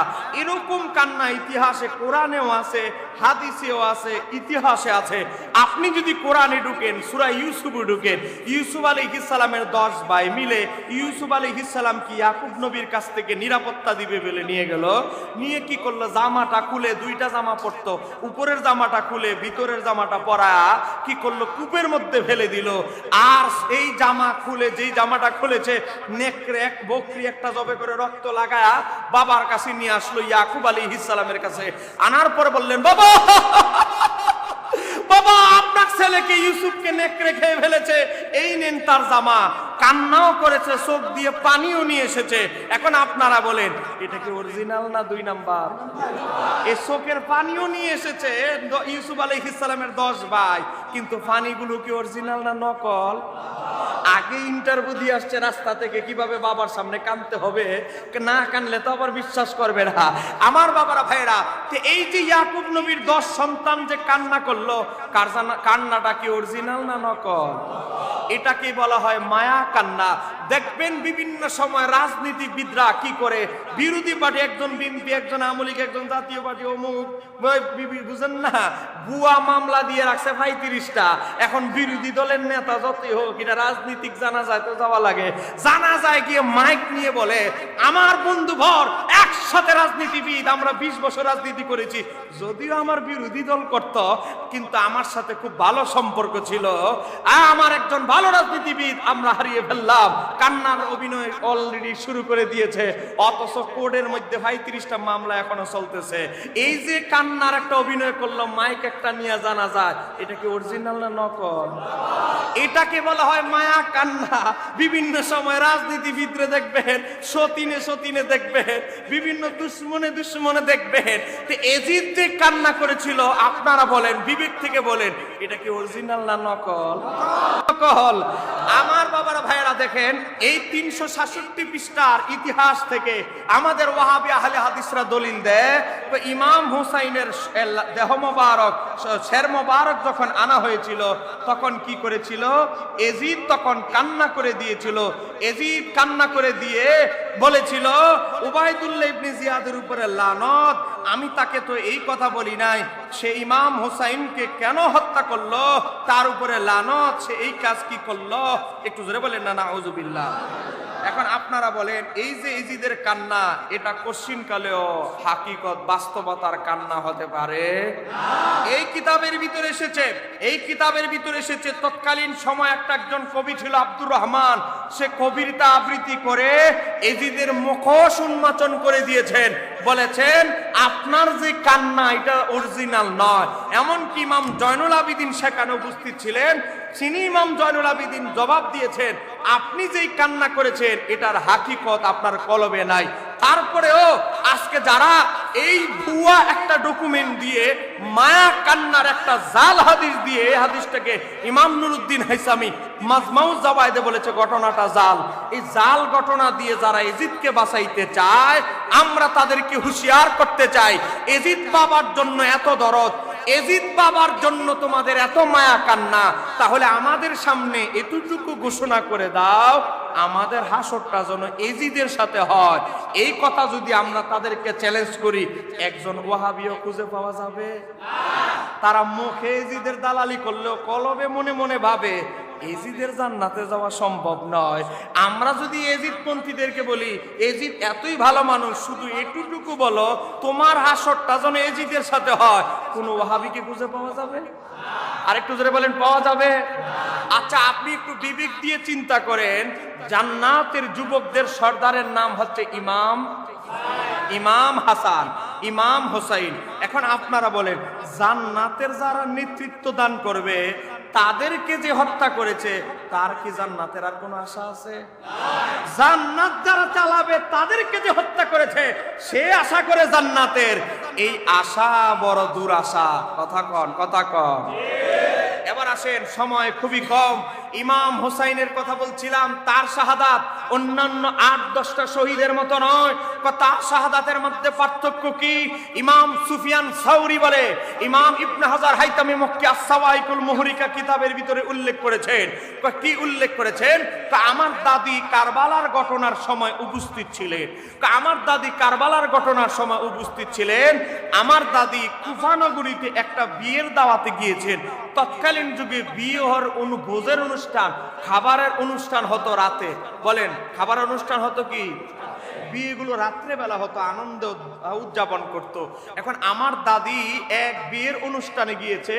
বিয়ের অনুষ্ঠানে যাওয়ার পর বাবুর্চি বিয়ের পাক শাক সব কিছু করেছে। পাক শাক সব কিছু করার পর বাবুর্চি যখন খাবার উদ্বোধন করতে যাবেন, পাতিল উল্টিয়ে দেখে সব খাবার ছাইয়ে পরিণত হয়ে গেছে। একটু জোরে বলেন না সুবহানাল্লাহ। কোনো খাবার আর খাবার নাই, সব ছাই হয়ে গেছে। ওই বাবুর্চি বলে, কে রে কামটা করলো? আমি তো ঘন্টা ২-১ আগেও খাবার দেখলাম, এখন দেখি সব খাবার ছাই। ঘটনা কি? হঠাৎ করে খাবার কেন ছাই হয়ে গেল? এই লোক বাবুর্চি তো অবাক হয়ে গেল। ঘটনা তো ঘটে গেছে, ঘটনাতে এমন হয়েছে। আশেপাশ থেকে অন্য জায়গা থেকে খবর আসলো, তাদের বিবাহের ভোজের অনুষ্ঠানের খাবারও ছাই হয়ে গেছে। আরো আরেকটা বিয়ের অনুষ্ঠান হচ্ছে হোটেলে একটা জায়গায়, সেখানেও খাবার পাক হয়েছে বিবাহের, সেই বিবাহের খাবারেরও পাকগুলোও ছাই হয়ে গেছে। খবর আসলো খাবার ছাই হওয়ার কারণ আছে। আজকে কারবালার ময়দানে ইমাম হোসাইনকে শহীদ করা হয়েছে। আমার আল্লাহ চান না পৃথিবীতে কোনো মুমিনের, কোনো মুসলমানের আজকে আনন্দের দিন হোক, কারণ আজকে গোটা পৃথিবীবাসীর জন্য শোকের দিন। এজন্য আজকে কোনো বিবাহ আনন্দ হবে না। সমস্ত খাবারকে, যত পৃথিবীতে যত বিবাহ অনুষ্ঠান হয়েছিল, ইমাম হোসাইনের শোকে আমার আল্লাহ সমস্ত বিবাহের খাবারকে ছায়ে পরিণত করে দিয়েছিলেন। চিৎকার দিয়ে বলতে হবে আল্লাহু আকবার। ইমাম হোসাইন ৮-১০টা শহীদের মতো নয়। ইমাম ইবনে শিহাব জুহরি বলে, আমার বাবা কারবালার ঘটনার সময় জীবিত ছিলেন। তিনি ছিলেন সিরিয়ায়। আমার বাবা যখন ঘরের ছাদে দোতলায় গেলেন, গিয়ে দেখে রক্ত। আমার বাবা ঘর থেকে ছাদ থেকে নিচে নামলেন, নিচে নেমে দেখে পাথরের ভিতরে রক্ত, গাছের পাতার উপরে রক্ত, গাছের পাতায় রক্ত। নাড়া দিলেন পাথর, পাথরের নিচেও গিয়ে দেখে রক্ত। তিনি অবাক হয়ে গেলেন, কিরে এত রক্ত কেন? চতুর্দিকে শুধু রক্ত রক্ত কেন? গাছের পাতার মধ্যে রক্ত পড়ে আছে কেন? খবর আসলো আজকে ইমাম হুসাইনকে শাহাদাতের কারবালার ময়দানে শাহাদাত বরণ করা হয়েছে, তাকে হত্যা করা হয়েছে। একটু জোরে বলেন নাউজুবিল্লাহ। দেখেন, ইমাম হুসাইনের শাহাদাতের পর আকাশ থেকে রক্ত বৃষ্টি হয়েছে। কিতাবের ভিতরে এসেছে দুইজন ব্যক্তি। জোরে বলেন কয়জন? আরেকটু জোরে বলেন। দুইজন ব্যক্তির ইন্তিকালে আকাশ কান্না করেছিল। একজনের নাম হচ্ছে হযরত ইয়াহিয়া আলাইহিস সালাম। তাকে যখন হত্যা করা হয়, তিনি একজন নবী গাছের ভিতরে ঢুকেছিলেন, করাত দিয়ে ওনার গর্দানটা কেটে ফেলেছিল। ইয়াহিয়া আলাইহিস সালামের ইন্তিকালে আকাশ কেঁদেছিল, কিন্তু ওই কান্নায় বৃষ্টি, রক্তের বৃষ্টি বর্ষিত হয় নাই। ইমাম হুসাইনের শাহাদাতে আসমান কেঁদেছে, কাদার প্রমাণও আসমান দিয়েছে।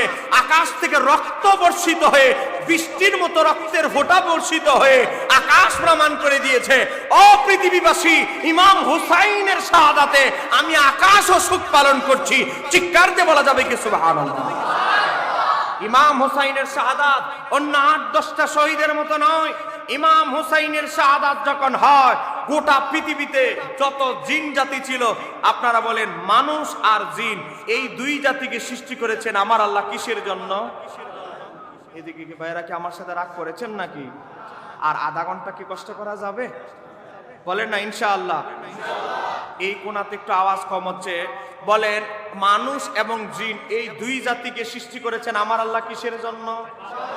ইবাদতের জন্য। নবীর বিবি আমাদের মা উম্মু সালামা বলে, রাত্র দুপুরবেলা যখন হয়ে গেল, আমি ঘুমিয়ে আছি, আমি ঘুমন্ত অবস্থায় দেখতে পাচ্ছি আল্লাহর হাবিবের দাড়ি মোবারকে, মাথা মোবারকে রক্ত লেগে আছে। আমি আল্লাহর হাবিবকে বললাম, মা লাকা ইয়া রাসূলুল্লাহ, ও আল্লাহর হাবিব আপনার কি হয়েছে? আপনার পর্দা নেওয়ার পর, ও আমার স্বামী, ও ইয়া রাসূলুল্লাহ, আপনার ওফাতের পর এখনো পর্যন্ত আপনাকে এই ভয়ানক অবস্থায় দেখি নাই। কি হয়েছে ইয়া রাসূলুল্লাহ? তিরমিজি শরীফের হাদিস। কি হয়েছে?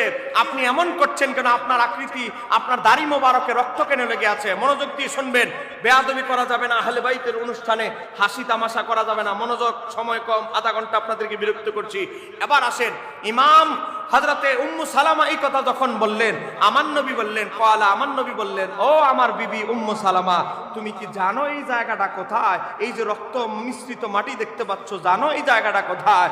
শাহিদতু কাতলাল হুসাইন আনিফা, আমি এই জায়গা সাহিত্য উপস্থিত হয়েছি। এই জায়গা আমার নাতি হুসাইনকে একটু আগে শহীদ করা হয়েছে। আমার দাড়িতে, আমার পাগড়িতে, টুপিতে, চুলে যেই দাড়ি, যে রক্ত মাখা মাটি দেখছো, এগুলো আমার নাতি হুসাইনের রক্ত মাখা মাটি। একটু জোরে বলা যাবে কি সুবহানাল্লাহ। হযরতে উম্মু সালামা ঘুম থেকে জাগ্রত হলেন। ঘুম থেকে জাগ্রত হওয়ার পরে দেখে জিন জাতি। বলেন কি জাতি? আরো জোরে বলেন কি জাতি? নবীর বিবি উম্মু সালামা শুনতে লাগলেন, জিন জাতি ঘরের আশেপাশে নবীর বিবি উম্মু সালামার ঘরের চতুর্দিকে জিন জাতি বিলাপ করতেছে, কান্না করতেছে। কারণ জিনেরা সেকেন্ডের ভিতরে 1000 কিলোমিটার মাইল দূরে চলে যেতে পারে। জিন জাতি নবীর বিবি উম্মু সালামার কাছে কান্না করতে লাগলো। ঘরের চতুর্দিকে অনুমতি ছাড়া তো ঢুকতে পারে না। চারদিকে মুসলমান যত ইমানদার জিন জাতি আছে কান্না করতেছে। হযরত উম্মু সালামা কান্না শুনে জিন জাতির স্বপ্নে দেখে আমার নবী একটা শিশি দিয়েছিলেন। বলেন কি? আরেকটু আসতে বলেন কি? শিশি দিয়েছিলেন। কখন দিয়েছিলেন? আস-সাওয়াইকুল মুহরিকা 2 নম্বর খণ্ড 372 পৃষ্ঠার ভিতরে এসেছে।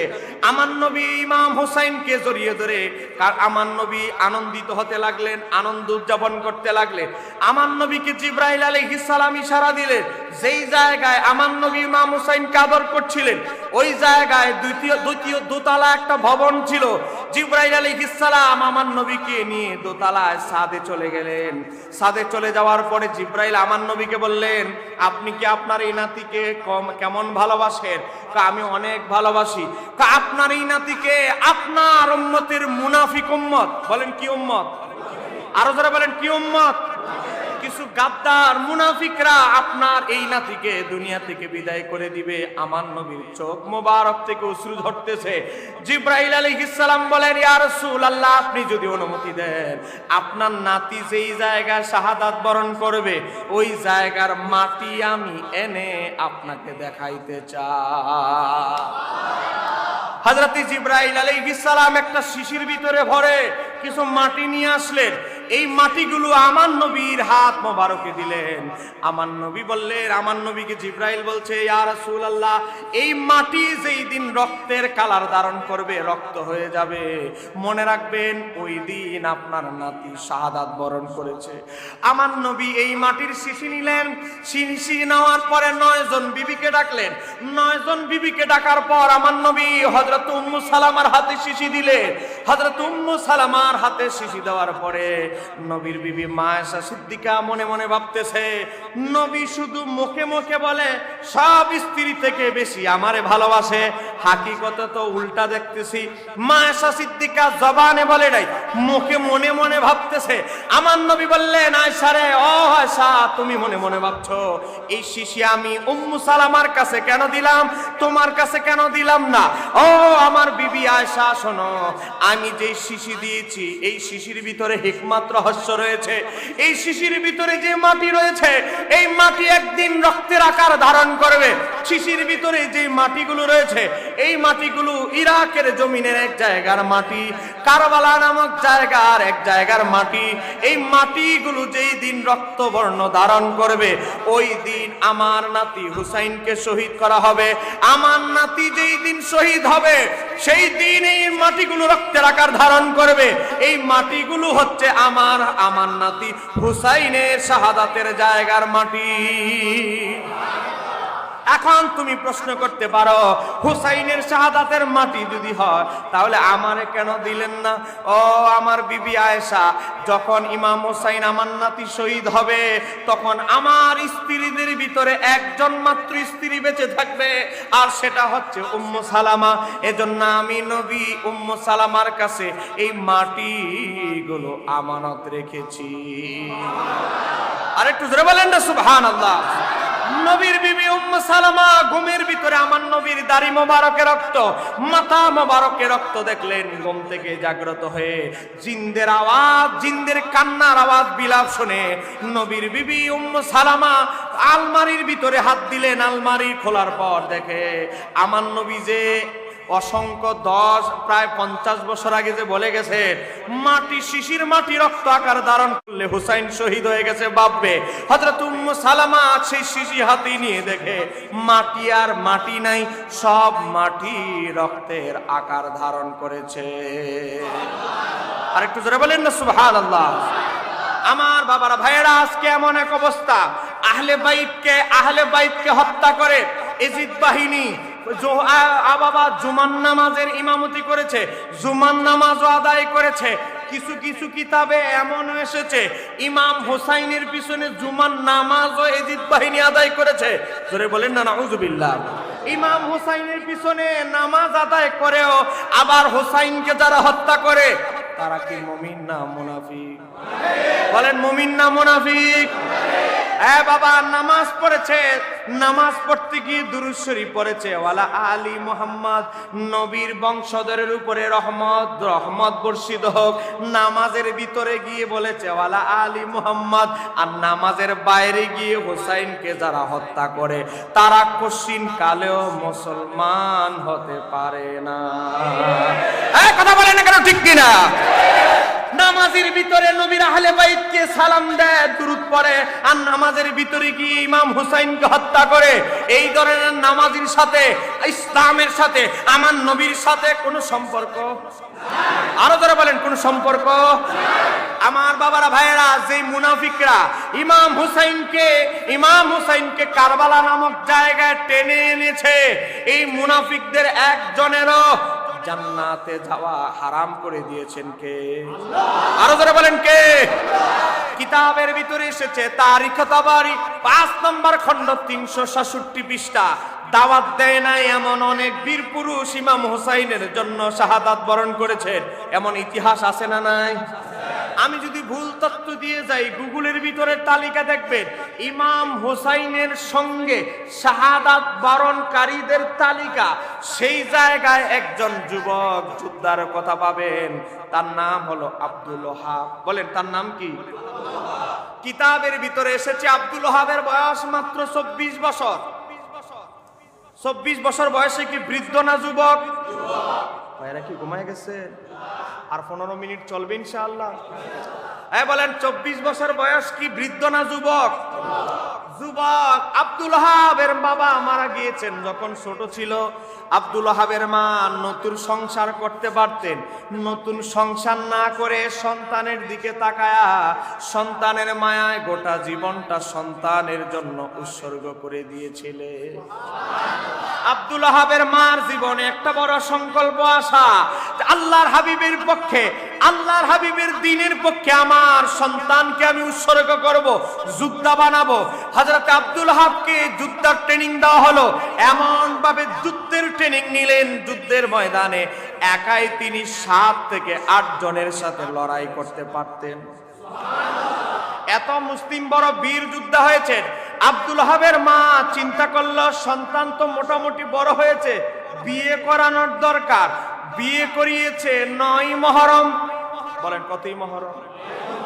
আজকে কতই মুহররম? বিয়ে করিয়েছে 9 মুহররম রাতে।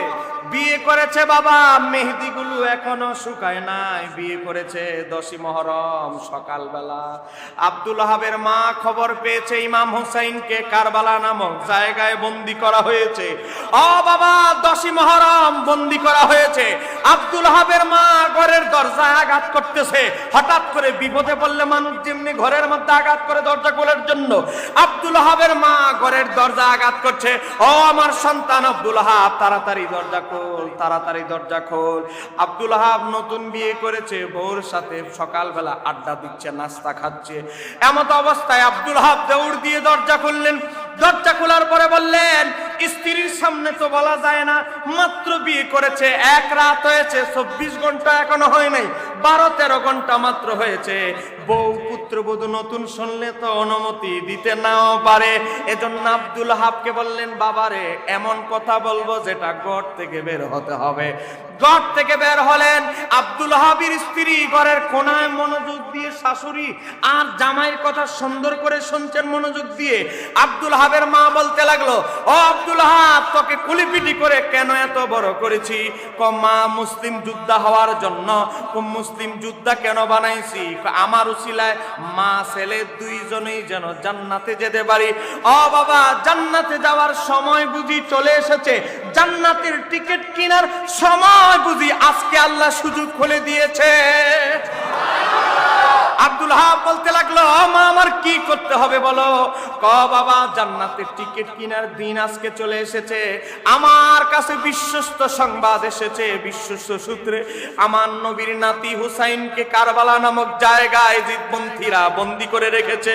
ও আমার সন্তান, তাড়াতাড়ি যুদ্ধের টুপি, যুদ্ধের পোশাক, তলোয়ার নিয়ে নবীর নাতির পক্ষে যোগদান করার সময় এসে গেছে। আব্দুল ওহাব মাত্র বিয়ে করেছেন, একদিন হয় নাই, 12-13 ঘন্টা বিয়ে হয়েছে। গত রাত্রি বিয়ে হয়েছে। সকালবেলা মুহররমের 10 তারিখের ঘটনা বলছি। আব্দুল ওহাব যখন ঘরের ভিতরে ঢুকবেন, মাত্র একটা কদম রাখলেন, এমত অবস্থায় দেখে আব্দুল ওহাবের স্ত্রী যুদ্ধের টুপি, তরবারি, পোশাক নিয়ে স্বামীকে সুসজ্জিত করার জন্য অ্যাডভান্স দাঁড়ায় অপেক্ষা করছে।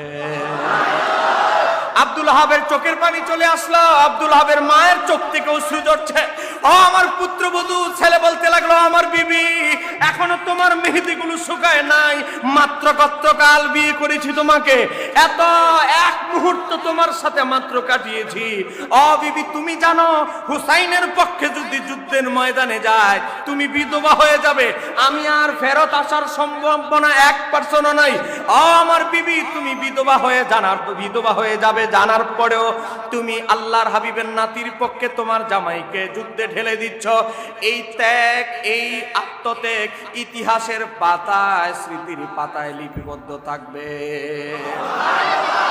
স্ত্রী বলল, আমার স্বামী, একটা রাত আপনার সাথে আমি কাটিয়েছি, এই রাতের কথা চিন্তা করে আমি সারাটা জীবন কাটিয়ে দিব। হাসরের ময়দানে এই সান্ত্বনার আশায় আল্লাহ যখন বলবে, ও মহিলা তুমি কি নিয়ে হাসরের ময়দানে এসেছো? আমি বলবো, আল্লাহ আমি ধৈর্য সবর নিয়ে এসেছি। কিসের ধৈর্য? আল্লাহ আমার স্বামী তোমার হাবিবের নাতির পক্ষে শাহাদাত বরণ করেছে। ও আল্লাহ আমার জীবনে কোনো আমল নাই, আমার স্বামী দুনিয়াতে এমন স্বামী ছিলেন, আমার স্বামী আব্দুল হাব তোমার হাবিবের নাতির পক্ষে জীবন উৎসর্গ করেছিল। ও আমার স্বামী আব্দুল হাব চলে যান, আহলে বাইতের পক্ষে জীবন উৎসর্গ করেন। বাকি জীবন আপনার মায়ের সাথে আপনার মায়ের খেদমতে আমি বাকি জীবনটা উৎসর্গ করে দিলাম। আব্দুল হাবের মা বিদায় করে দিলেন, সন্তান তুমি যাও। হাসরের ময়দানে আমি বলবো, আল্লাহ আমার আব্দুল হাব এমন একজন সন্তান তুমি আমারে দিয়েছিলে। আমার সন্তান ইমাম হুসাইনের ময়দান, ইমাম হুসাইনের জন্য কারবালার ময়দানে শাহাদাত বরণ করেছে। মাওলা আমার এই সন্তানের উসিলায় তুমি আমাকে জান্নাতুল ফিরদাউসে ঢুকায়া দাও। আরেকটু জোরে বলেন না সুবহানাল্লাহ। এ বাবা, ইমাম হুসাইনের পক্ষে যারা শাহাদাত বরণ করেছেন একেবারে প্রথম 10 জনের ভিতরে আব্দুল হাবের নাম আছে। এই আব্দুল হাব একাই 17 জন ইজিদ বাহিনীর সৈন্যকে হত্যা করে তারপরে শাহাদাত বরণ করেছিলেন। আমার বাবা ভাইরা, সাতকানিয়া, আমার সাতকানিয়া থানার আশিক রাসূল ভাইরা, আমরা সেই আব্দুল হাবের পরিপূর্ণ উত্তরসূরি হতে চাই কি চাই না? আরেকটু ধরে বলেন, চাই কি চাই না? ইমাম হুসাইনের জন্য, ইমাম হুসাইনের আদর্শের জন্য যদি আমরা জীবন উৎসর্গ করি, এজিদ বাহিনী যত এজিদের দালালি করো, যার যার সামর্থ্য অনুযায়ী, বাবা যার যার সামর্থ্য অনুযায়ী আব্দুল হাব যেভাবে তলোয়ার দিয়ে জবাব দিয়েছে, আমরা আমাদের জবান দিয়ে হলো এজিদের দালালদের জবাব দিতে আমরা প্রস্তুত আছি ইনশাআল্লাহ। আরো জোরে বলেন ইনশাআল্লাহ। আজকে চতুর্দিকে বলেন 90 এজিদের দালাল আছে না নাই? এক এজিদ মারা গিয়েছে, কিন্তু তার বহুরুয়ানি সন্তান হাটে ঘাটে বাজারে বিশ্ববিদ্যালয়ে আছে না নাই? কথা কোন আছে না নাই? সময় জানি না কতটুকু বাজে। যাই হোক আমার বাবারা ভাইয়েরা, আমি যেই ইতিহাসের কথা বলতে গিয়ে আমার আলোচনা এই দিকে নিয়েছিলাম, আজকে যারা এজিদকে নিরপরাধ বলতে চায়, বলেন যুক্তি কয়টা? আরেকটু জোরে বলে। এই দুইটা যুক্তির জবাব দিয়ে আমার আলোচনা শেষ করব। এবার আসেন, এদের 1 নম্বর যুক্তি ওয়াহাবি, খারিজি, আহলে হাদিস যত আছে তাদের 1 নম্বর যুক্তি হলো ইমাম হুসাইনের শাহাদাতে জড়িত যে মূল আসামি তার নাম হলো ওবায়দুল্লাহ ইবনে জিয়াদ। সে হলো কুফার সিটি মেয়র, মানে যাকে আরবিতে বলা হয় আমির, গভর্নর কুফার, সে হলো ওবায়দুল্লাহ ইবনে জিয়াদ। তাহলে আমরা ওয়াহাবিদের এই বক্তব্য থেকে আমরা একটা জিনিস বুঝলাম, তাহলে বোঝা গেল মূল আসামি ওবায়দুল্লাহ ইবনে জিয়াদ। আচ্ছা, তোমাদের এই কথা মোতাবেক তোমাদেরকে আমরা একটু জবাব দিতে চাই, ইতিহাস খুলে পড়াইয়া দিতে চাই। আসুন আমরা ইতিহাসের পাতা থেকে দেখি ওবায়দুল্লাহ ইবনে জিয়াদ মূলত কি স্বীকারোক্তি দিয়েছে। বলেন, আসামির জবানবন্দিটা একটু শোনার দরকার আছে না নাই? ওয়াহাবিরা যার গারে দোষ চাপায় দেয় তার জবানবন্দিটা কি ইতিহাসের পাতায় আছে? একটু শোনাবো? বলে না শোনাবো নাকি? দেখেন, ইমাম ইবনে কাসির আল বেদায়া ওয়ান নেহা কিতাবের ভিতরে 8 নম্বর খণ্ড 404 পৃষ্ঠা, বলেন 400 কত? একটা পৃষ্ঠা নাম্বার আজকে মনে রেখে যান। দলিল এত দলিল তো মনে রাখতে পারবেন না, একটা আরএসবিএস দলিলের খতিয়ান নাম্বার আজকে মুখস্থ করে যান। আল বেদায়া ওয়ান নেহা 8 নম্বর খণ্ড 404 পৃষ্ঠা। এবার দেখেন, এখানে আলেম ওলামা আছে, শিক্ষিত মানুষ আছে যারা বাংলা পড়তে পারে। বাবা দেখেন, ওবায়দুল্লাহ ইবনে জিয়াদের গারে যারা দোষ চাপাইতে চায় তাদের জবাবটা শুনেন। এবার আসেন, ইয়েজিদ তার ক্ষমতার জীবনে 3 বছর 2 মাস প্লাস 3 বছর ক্ষমতায় ইয়েজিদ জীবনে মারাত্মক অপরাধের কাজ করেছে 3টা। বলেন কয়টা? নামাজ রোজা জানাবে বিচার আকাম কুকাম এগুলো তো বাদ, বড় মারাত্মক মার্ডার বড় কাজ করেছে 3টা। এর মধ্যে 1 নাম্বার প্রথম বছর করেছে কারবালার ঘটনা, ইমাম হুসাইন তার পরিবারকে হত্যা। এক নম্বর ঘটনা। দুই নম্বর ঘটনা হলো মদিনাবাসী ইমাম হুসাইনের শাহাদাতের সংবাদের পর মদিনাবাসী এজিদকে গালাগালি করতে লাগলো। এজিদ বলে, আমারে গালাগালি করস, দেখ মদিনার কি 12টা বাজাইতেছি। এজিদ তখন মুসলিম বিন উকবার নেতৃত্বে মদিনায় আক্রমণ করে মদিনার প্রায় 3000 সাহাবীকে এজিদের দালালেরা হত্যা করে। আর একটু জোরে বলেন, বলেন কয় হাজার? এজিদের হুকুমে নবীর 3000 সাহাবী হত্যা হয়েছে। এখন আপনারা বলেন, সে এজিদকে মুসলমান বলার কোন সুযোগ আছে? যারা সাহাবী হত্যাকে যে জায়েজ বলে তার কোন ঈমান আছে?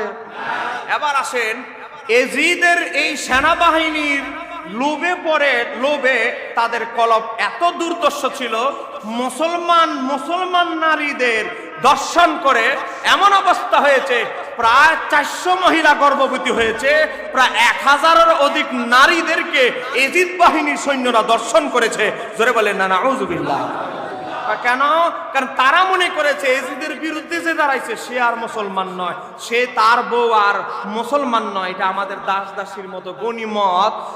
আমার বাবারা ভাইরা, সাহাবীদেরকে আর সাহাবী মনে করে নাই, আমাদের এজিদের বিরুদ্ধে যে গেছে হে আর কোনো সাহাবী নাই, তারে হত্যা করা জায়েজ। জোরে বলেন না নাউজুবিল্লাহ।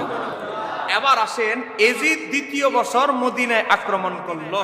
দ্বিতীয় বছরও এই বড় অপকর্মটা ওবায়দুল্লাহ ইবনে জিয়াদকে দিয়ে করতে চেয়েছিল।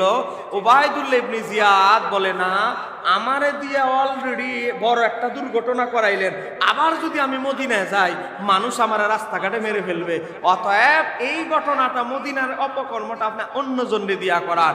তখন এজিদ আরেকজনরে বাছাই করলো। কাকে? মুসলিম বিন উকবাকে। মুসলিম বিন উকবা এমন একজন ব্যক্তি ছিলেন, এমন জালেম ছিল মুসলিম বিন উকবা, ইতিহাসের কিতাবের ভিতরে এসেছে। সর্বপ্রথম মদিনায় গিয়ে যাকে হত্যা করা হয়েছিল তার নাম ছিল আল কুরসি। তারিখ ইবনে আসাকির 1050 বছর আগে ইমাম ইবনে কাসির উল্লেখ করে, আল কুরসি ছিল ইমাম হুসাইনের বন্ধু। বলেন ইমাম হুসাইনের, বলেন ইমাম হুসাইনের একসাথে খেলার সাথে একসাথে বড় হয়েছে। এই মুসলিম বিন উকবা এজিদের সেনাপতি, সেনা কমান্ডার। বলেন সেনাবাহিনী প্রধান আছে না নাই? সেনাবাহিনী প্রধান হলো মুসলিম বিন উকবা। সে যখন আসলো, আসার পরে কিছু সৈন্য নিয়ে মদিনায় ঢুকছে, বাকি সৈন্য সব বাইরে। একটা উঁচু পাথরের উপরে দাঁড়ালেন, মানে মানুষ যেন তার কথাটা বক্তৃতাটা শোনে। উঁচু জায়গায় দাঁড়িয়ে বলছে, ইয়া আইয়ুহান নাস, হ্যাঁ মদিনাবাসী এদিকে আসো। মানুষকে ডাকতে লাগলেন। এখনো আল কুরসি, ওই হুসাইনের, ইমাম হুসাইনের বন্ধু আল কুরসিও সামনে দাঁড়ানো, সব বক্তৃতা দিচ্ছে, ইয়া আইয়ুহান নাস, হে মানুষেরা, আমি আমিরুল মুমিনিন এজিদের পক্ষ থেকে এসেছি। জোরে বলেন না নাউজুবিল্লাহ। বলেন, এজিদ কি কখনো আমিরুল মুমিনিন হতে পারে? মুমিনদের নেতা হতে পারে? দ্বিতীয় বছর মদিনায় ওই যে আল কুরসি ইমাম হুসাইনের বন্ধু, এজিদের দালাল মুসলিম বিন উকবা। আগে দালাল ছিল ওবায়দুল্লাহ ইবনে জিয়াদ, এই বছর বাছাই করছে মুসলিম বিন উকবাকে। শেষে বলে, মদিনাবাসী, আমি আমিরুল মুমিনিন এজিদের পক্ষ থেকে এসেছি। যে এজিদের হাতে বায়াত হবে তার জান মালের নিরাপত্তা আমরা দেব। যে এজিদের হাতে বায়াত হবে না তাকে দুনিয়া থেকে বিদায় করে দেওয়া হবে, তার জান মালের নিরাপত্তা আমরা দেব না। এই কথা যখন বললাম, ইমাম হুসাইনের বাল্যকালের বন্ধু নাম হলো আল কুরসি, সে বুকটা টান করে সাহস নিয়ে বলল, ও মালাউন অভিশপ্ত এজিদের দালাল, তোর যে নেতা সেও অভিশপ্ত, তুইও অভিশপ্ত, জীবন দিয়ে দিব আমরা মদিনাবাসী। তারপরেও ইমাম হুসাইনের খুনি, মদখোর, জেনাকর, বেনামাজি, ফাসেক এজিদের পাপিষ্ট কাফের এজিদের হাতে আমরা মদিনাবাসী বায়াত হব না। সর্বপ্রথম এজিদ বাহিনীর বিরোধিতা যিনি করেছিলেন ইমাম হুসাইনের বন্ধু আল কুরসি। এই ঘটনা যখন ঘটল, এজিদের দালাল মুসলিম বিন উকবা তখন তার কমর থেকে তলোয়ারটা বের করে আল কুরসির গর্দানটা কেটে ফেললো। গর্দানটা কেটে মাথা একদিকে, শরীর একদিকে, মদিনাবাসী পালায়া চলে গেল। সবাই ছিন্ন বিচ্ছিন্ন হয়ে গেল। এই সংবাদ চলে গেল আল কুরসির মায়ের কাছে। আল কুরসির মা জাতি মাজলুম মহিলা দৌড়ে এসে দেখে সন্তানের মাথা একদিকে, দেহটা আছে একদিকে। মাজলুম মা আঁচল বিছায় আল্লাহর দরবারে বলল, মাওলা, আমি একজন মাজলুম মহিলা, আমার সন্তানকে আমার সামনে লাশ রয়েছে, আমার সন্তানের মাথা একদিকে, আমার সন্তানের দেহ একদিকে। আমার সন্তানের দোষ একটাই, আল্লাহ তোমার হাবিবের নাতির পক্ষে পক্ষাবলম্বন করেছে। ও মাওলা, আমি মা হিসেবে, মাজলুম একজন মা হিসেবে তোমার দরবারে এই মুসলিম বিন উকবার বিরুদ্ধে আমি বদদোয়া দিচ্ছি। আল্লাহ, এই জালেমের মৃত্যু না দেখায় আমার মরণ দিও না। মুসলিম বিন উকবা সে মদিনা আক্রমণ করার পর এমন তার রোগ হলো, এমন কঠিন জ্বর হলো, কোন ডাক্তার তার জ্বর কমাইতে পারছে না, তার চিকিৎসা করতে পারছে না। কারণ মজলুম মায়ের দোয়া কাজে লাগে কি লাগে না? বলেন, মায়ের দোয়া কাজে লাগে কি লাগে না? আমার নবী বলে, 3 ব্যক্তির দোয়া আমার আল্লাহ ফেরত দেন না। আবু দাউদ শরীফের হাদিস। 1 নম্বর হলো মা, মা বাবা, মার কথা এসেছে। আর একদিকে ওই মহিলা হলো মা, 2 দিকে হলো সে মাজলুম, তার সন্তানকে হত্যা করা হয়েছে, তার উপরে পারিবারিক অত্যাচার করা হয়েছে। আমার বাবারা, ভাইয়েরা, মুসলিম বিন উকবা যখন মারা গেল, মদিনার সব মানুষ বলতে লাগলো, যে মদিনায় রক্তাক্ত করেছে, নবীর রওজার সামনে ওট গোড়া বেঁধে নবীর রওজা মোবারকের উপরে পেশাব পায়খানা করেছে, তার ওট গোড়া, এজিদের দালালদের ওট গোড়া, মুসলিম বিন উকবার সৈন্যদের ঘোড়ার পেশাব নবীর রওজার দিকে গিয়েছে। এই জালেমের কবর মদিনায় হতে পারবে না, জান্নাতুল বাকিতে তার কবর হতে পারে না। কোথায় হবে? মদিনা থেকে দূরে। কারণ সমস্ত মৃত ব্যক্তিরা আমাদেরকে অভিশাপ দিবে উল্টা। তার মতো জালেমরে যদি জান্নাতুল বাকিতে কবর দেওয়া হয়, মানুষের গুতাগুতি গণ আন্দোলন দেখে বেজিদের দালালেরা তাকে মদিনা থেকে দূরে এক জায়গায় কবর দিলেন। আল কুরসির মা যখন রাত্র হয়ে গেল, রাত্র হওয়ার পর নাতি নিয়ে সৈন্য লোক, টাকা দিয়ে লেবার লোক ভাড়া করে, কি হয়েছে, আগুনের কুণ্ডুলি নিয়ে কিছু কাঠ নিয়ে রওনা দিলেন এই এজিদের দালাল মুসলিম বিন উকবার কবরের কাছে। মুসলিম বিন উকবার কবরের কাছে আসার পর কবরের বালুগুলো সরালেন। সব কিছু সরানোর পরে দেখে আল কুরসির মায়ের চিন্তা হলো, মুসলিম বিন উকবা এজিদের দালালের এই লাশটা কবর থেকে বের করে আগুন দিয়ে জ্বালায় ফেলবে। কিন্তু আগুন দিয়ে কি জ্বালাবে? দেখে এজিদের 1 নম্বর দালাল মুসলিম বিন উকবাকে জাহান্নামের বড় বড় সাপ তার দেহটাকে পেঁচায়া ধরে রেখেছে। আরেকটু জোরে বলেন না সুবহানাল্লাহ।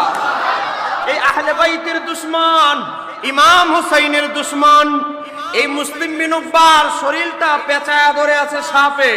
তারপরেও আল কুরসির মা বলে, এটা তো আল্লাহ জাহান্নামের আযাবের সাপ দিয়ে আল্লাহ বরাদ্দ করেছে, আমারও কিছু তার প্রতি শাস্তি বরাদ্দ আছে। টেনে তারপরে জাহান্নামের আযাবের সাপ থেকে টেনে তার লাশটা বের করার চেষ্টা করছে। সাপে তারপরে আবার পেঁচায় ফেলে, সাপ থেকে একটু টেনে আনলে আবার সাপে পেঁচায় ফেলে। এমন ভয়ঙ্কর পরিস্থিতির ভিতরে সাপের সাথে প্রতিদ্বন্দ্বিতা করতে করতে সকাল হয়ে গেল, ফর্সা হয়ে গেল। আল কুরসির মা লোক টোক যা ভাড়া করে আনছে সব নিয়ে চলে গেল। সকাল যখন হলো, দেখে মুসলিম বিন উকবার কবর উন্মুক্ত, তার লাশটাকে শত শত সাপ সবর মারতেছে। মদিনাবাসী হাজার হাজার মানুষ, মদিনায় এমন কোন একজন মানুষও বাকি নাই তার কবরের কাছে আসে নাই। তার কবরের কাছে এসে মানুষ জোরে জোরে বলতে লাগলো, লাব্বাইক ইয়া হুসাইন, লাব্বাইক ইয়া হুসাইন, ও ইমাম হুসাইন, আপনার শত্রুদের সাথে আমার আল্লাহ কবরে কি আচরণ করে? আল্লাহ মুসলিম বিন উকবার মাধ্যমে আমাদেরকে সরজমিনে দেখিয়ে দিয়েছে।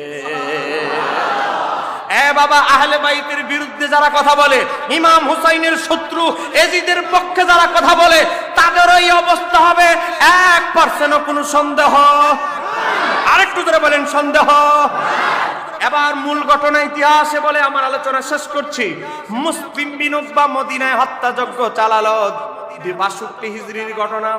63 হিজরিতে এজিদের ক্ষমতার 3য় বছর সে কি করলো? মক্কার মানুষ বলে, এজিদের গালে গালে জুতা মারো, তালে তালে, সে কিসের আমাদের খলিফা?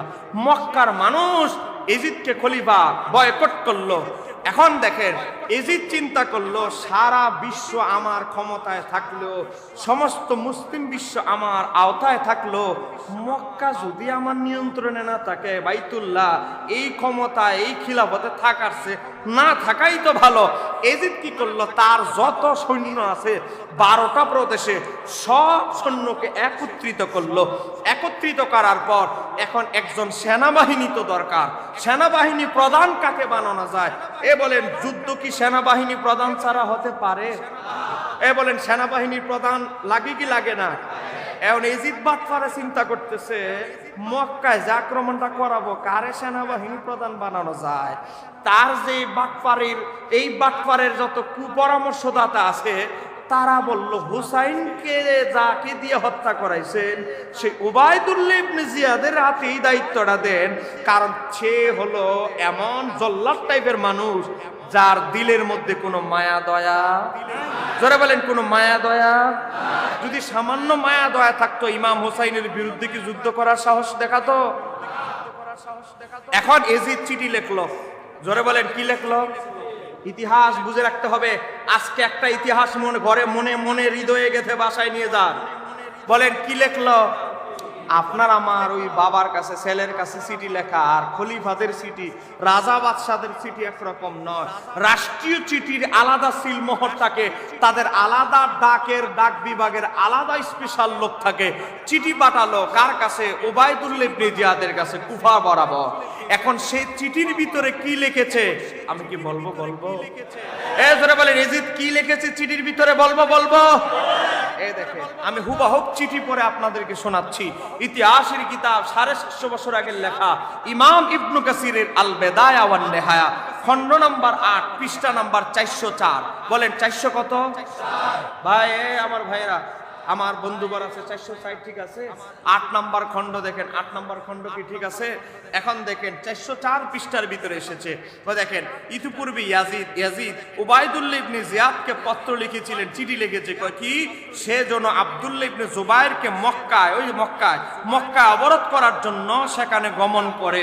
এবার আসেন চিঠি লিখছে ইয়াজিদ, আচ্ছা এবার আসেন, কিন্তু উবাইদুল্লাহ ইবনে জিয়াদ তার আদেশকে অমান্য করে, মানে ইয়াজিদের আদেশকে অমান্য করে কি, এবং বলে যে সব সময় ফাসিকি কাজে লেগে থাকো, তোমার কথা শুনে আমি হুসাইনকে হত্যা করেছি, নবীর কন্যার পুত্রকে হত্যা করেছি, এখন তোমার কথা শুনে কাবাগরে আক্রমণ করে আমার পাপের বার আরো বাড়বো, এটা আর চলবে না। ইয়াজিদ তোমার গোলামি আর করব না, তুমি আমার চাকরিতে রাখলে রাখো আর না রাখলে নাই, আমি কাবাগরের বিরুদ্ধে মক্কাবাসীর বিরুদ্ধে যুদ্ধ করব না। একটু জোরে বলেন না মারহাবা। কেন মারহাবা বললাম? আমাদের ওয়াহাবি সালাফি আহলে হাদিস যত বাতিল ফেরকা আছে তারা উবাইদুল্লাহ ইবনে জিয়াদের ঘাড়ে দোষ চাপায়া দেয়, আর উবাইদুল্লাহ ইবনে জিয়াদ বলতেছে আমি ইয়াজিদের মতো ফাসিক লোকের জন্য দুটি মারাত্মক কাজ একত্রিত করব না। ও ইয়াজিদ, তুমি আমারে দিয়া হুসাইনকে হত্যা করিয়েছো, আবার আমারে দিয়া মক্কা আক্রমণ করাইবা, এটা আর আমারে দিয়া হবে না। একটু জোরে বলেন না মারহাবা। তার মানে ওয়াহাবিরা যাকে বলে প্রধান আসামি, সেই আসামি নিজে চিঠি লিখে স্বীকারোক্তি দিচ্ছে যে আসলে এই ঘটনা সে করেছে ইয়াজিদের হুকুমে। জোরে বলেন কার হুকুমে? তাহলে ইমাম হুসাইনের হত্যার হুকুমের আসামি হলো ইয়াজিদ। বলেন হুকুমদাতা হলো কে? জোরে বলেন হুকুমদাতা কে? তাহলে আমরা যখন কোন হত্যা মামলার আসামি খুঁজি, আমরা সবার আগে খুঁজি হুকুমদাতাকে, কারণ হুকুমদাতা হয় কয় নাম্বার আসামি? আরেকটু আসতে বলেন কয় নাম্বার? তাহলে হুকুমদাতা হলো ইয়াজিদ, মাত্র গোলামের চাকর বাস্তবায়ন করেছে উবাইদুল্লাহ ইবনে জিয়াদ। আসল দোষ কি উবাইদুল্লাহ ইবনে জিয়াদের না ইয়াজিদের? আরেকটু জোরে বলেন কার? আজকে আমাদের ওয়াহাবি ভাইরা আজকে এই ইতিহাসের কিতাবের ডকুমেন্ট দেন, উনার লেখা তাফসিরে ইবনে কাসির বেশি বেশি পড়েন, মানুষকে উপহার দেন বিবাহে, খতনায়, ওলিমায়, আর উনার ইতিহাসের কিতাবেই আছে উবাইদুল্লাহ ইবনে জিয়াদ ইয়াজিদের মুখোশ উন্মোচন করে দিয়েছে। এগুলো জানার পরেও, আমরা তথ্য দেওয়ার পরেও দেখবেন ইয়াজিদি পন্থীদের তাদের হেদায়েত নাই, কারণ আল্লাহ যাদের কলবে হেদায়েতের পর্দা তাদের বন্ধ করে দিয়েছেন। ইয়াজিদ বাহিনীর লোকেরা কি নামাজ পড়তো কি পড়তো না? ইমাম হুসাইনের পার্শ্ববর্তী এরিয়ায় তারা জামাতে নামাজও পড়তো, আবার দুরুদে আহলে বাইতের প্রতি, নবীর বংশধরের প্রতি দুরুদও পড়তো, আবার নামাজের বাইরে গিয়ে আহলে বাইতের বিরুদ্ধে যুদ্ধ লিপ্ত হয়। এই ধরনের নামাজি এখন দেশে কি কম না বেশি? বলেন আছে না নাই? তাই অতএব এজিদি পন্থী মুনাফিকদের সাথে আমাদের কোনো সম্পর্ক থাকতে পারে? আহলে বাইতের কোনো সম্পর্ক থাকতে পারে? মনে রাখবেন, পাশাপাশি আরেকটা দল, কারা? ইমাম হোসাইনকে যখন শহীদ করা হয় তখন কুফা নগরীতে হায় হোসেন করার লোক ছিল কি ছিল না? এই ধরে বলেন, ছিল কি ছিল না? হত্যা করার আগে আর হায় হোসেন করে না। যখন হুসাইনকে চিরতরে দুনিয়া থেকে বিদায় করে দিল তখন হায় হোসেন যারা করেছে ওই কথিত শিয়াদের সাথেও আহলে বাইতের কোনো সম্পর্ক। কারণ এই মুনাফিকদের কারণে ইমাম হুসাইন নির্মমভাবে শাহাদাত বরণ করতে হয়েছে। আর কথা বলেন না কেন, ঠিক কিনা? আজকে তারা 4000 চিঠি পাঠিয়েছে। 4000 চিঠির ভিতরে 1000 চিঠি হলো গণ্যমান্য ব্যক্তিদের। হযরত ইমাম হুসাইন যখন মজলুম হয়ে ইমাম হুসাইন তার বাক্স থেকে, তার কাপড়ের থলে থেকে 50টা চিঠি বের করেছিলেন কুফার সম্ভ্রান্ত বংশের লোকদের। হে অমুক, তোমরা কোথায়? নাম যখন ইমাম হুসাইন নিয়েছে ফালায়ন শুরু করেছে। কারণ আবার ইজিদের দালালেরা যদি আবার গ্রেফতার করে, ইমাম হুসাইন এক একটা চিঠি বের করে আর ডাকে, অমুক তুমি কোথায়? তুমি তো অনেক মিষ্টি বাসায় লেগেছিলে। হ্যাঁ নবীন নাতি হুসাইন, আপনি যদি কুফা নগরীতে না আসেন, আপনি যদি আমাদেরকে বায়াত করার সুযোগ না দেন, হাসরের ময়দানে আপনার বিরুদ্ধে নালিশ করব। এত বড় বড় ফতুয়া দিয়ে কোথায় তোমরা? আমরা ইতিহাসের পাতা থেকে এতটুকু বলতে পারি, 1 নাম্বার মুনাফিক হলো এই কুফার বাটপারেরা। কথা বলেন না কেন, ঠিক কিনা? তারা আজকে ইমাম হুসাইনকে দাওয়াত দিয়ে, আজকে অবাক হবেন, আপনি জানেন যারা দাওয়াত দেয় নাই তারা ইমাম হুসাইনের পক্ষে কিছু মানুষ সহযোগিতা করেছে, যুদ্ধে জড়িয়েছে। যারা দাওয়াত দিয়েছে একটা মুনাফিকও ইমাম হুসাইনের পক্ষে থাকতে দেখা যায়। তাহলে তাদের চেয়ে বড় মুনাফিক গাদ্দার পৃথিবীর জমিনে আর কেউ আছে? এজন্য ইমাম হুসাইন যখন মদিনা শরীফ ত্যাগ করেন, নবীর সাহাবী আব্দুল্লাহ ইবনে আব্বাসের সাথে দেখা হয়। কোলে জড়ায়া বুকে ঝরিয়ে বলে, ও আল্লাহর হাবিবের নাতি, ও জান্নাতের ফুল, ও জান্নাতের যুবকদের সর্দার, আপনি কুফা নগরীতে যাবেন না। কেননা কুফার মানুষরা হলো বিশ্ব বাটপার। জোরে বলেন কি বাটপার? আরো জোরে বলেন কি বাটপার? এই বিশ্ব বাটপাররা ইমাম হুসাইনকে শাহাদাত পর্যন্ত নিয়ে যখন শহীদ হয়ে গেছে তখন কান্না শুরু করে দিয়েছে, মাতাম শুরু করে দিয়েছে, বুকে আঘাত করে দেওয়া শুরু করে দিয়েছে। আর এর আগে শুধু অভিনয় দেখেছে সিনেমার মতো। এদের চেয়ে বড় মুনাফিক দুনিয়ায় আর আল্লাহ সুবহানাহু ওয়া তাআলা আমাদেরকে এখনো সমাজে যারা মুনাফিক আছে এদের খপ্পর থেকে আমাদের যুবক, আমাদের প্রত্যেকের ঈমান আমল হেফাজত করুন। জোরে বলেন আমিন। আর একটু আস্তে বলেন আমিন। সম্মানিত আমার দিনী ভাইয়েরা, আমি 1 ঘন্টা 48 মিনিট বয়ান করেছি। আপনাদের এই 2 ঘন্টা ব্যাপী বয়ানে আপনাদের কারো কি কোনো প্রশ্ন আছে? জানার আছে? প্রশ্ন করতে পারেন। আমি কি বলেন একটা কথা, একটা ইতিহাস দলিল ছাড়া কি একটা কথা বলেছি? ক্যামেরায় রেকর্ড হয়েছে। আমি যদি ভুয়া কথা বলি ক্যামেরা টেনেও দেখতে পারবেন। এই যে ইতিহাসের কথা বললাম, যেহেতু আমার সাবজেক্টটা হচ্ছে ইতিহাসের, বলেন আমরা কি একটা ইতিহাসের বাইরে, দলিলের বাইরে কোনো কথা বলেছি? আপনাদের কারো কোনো জানার কোনো প্রশ্ন আছে? বলেন, কারো প্রশ্ন আছে? আরে আপনারা না, নাই আরেকজন হয়তো থাকতে পারে। বলেন, কারো প্রশ্ন থাকলে বলেন। সম্মানিত আমার দিনী ভাইয়েরা, এই মাহফিল কততম? নবম। এই মাহফিলের নবম বার্ষিক, আর আজকের দিনটাও নবম, মিলে গেছে। জোরে বলেন না মারহাবা। মাহফিলের নবম বার্ষিক, দিনও কততম? আজকে 2 নবম একত্রিত হয়েছে, আর আমিও বক্তা হিসাবে আসছি। তাহলে মোটামুটি বোঝা যায় আমার ভাগ্যটা ভালোই। কি বলেন আপনারা? আমি সৌভাগ্যবান, 2 নবম যেহেতু আজকে একসাথে একত্রিত হয়েছে। আমার বন্ধু বড় সৌভাগ্যবান।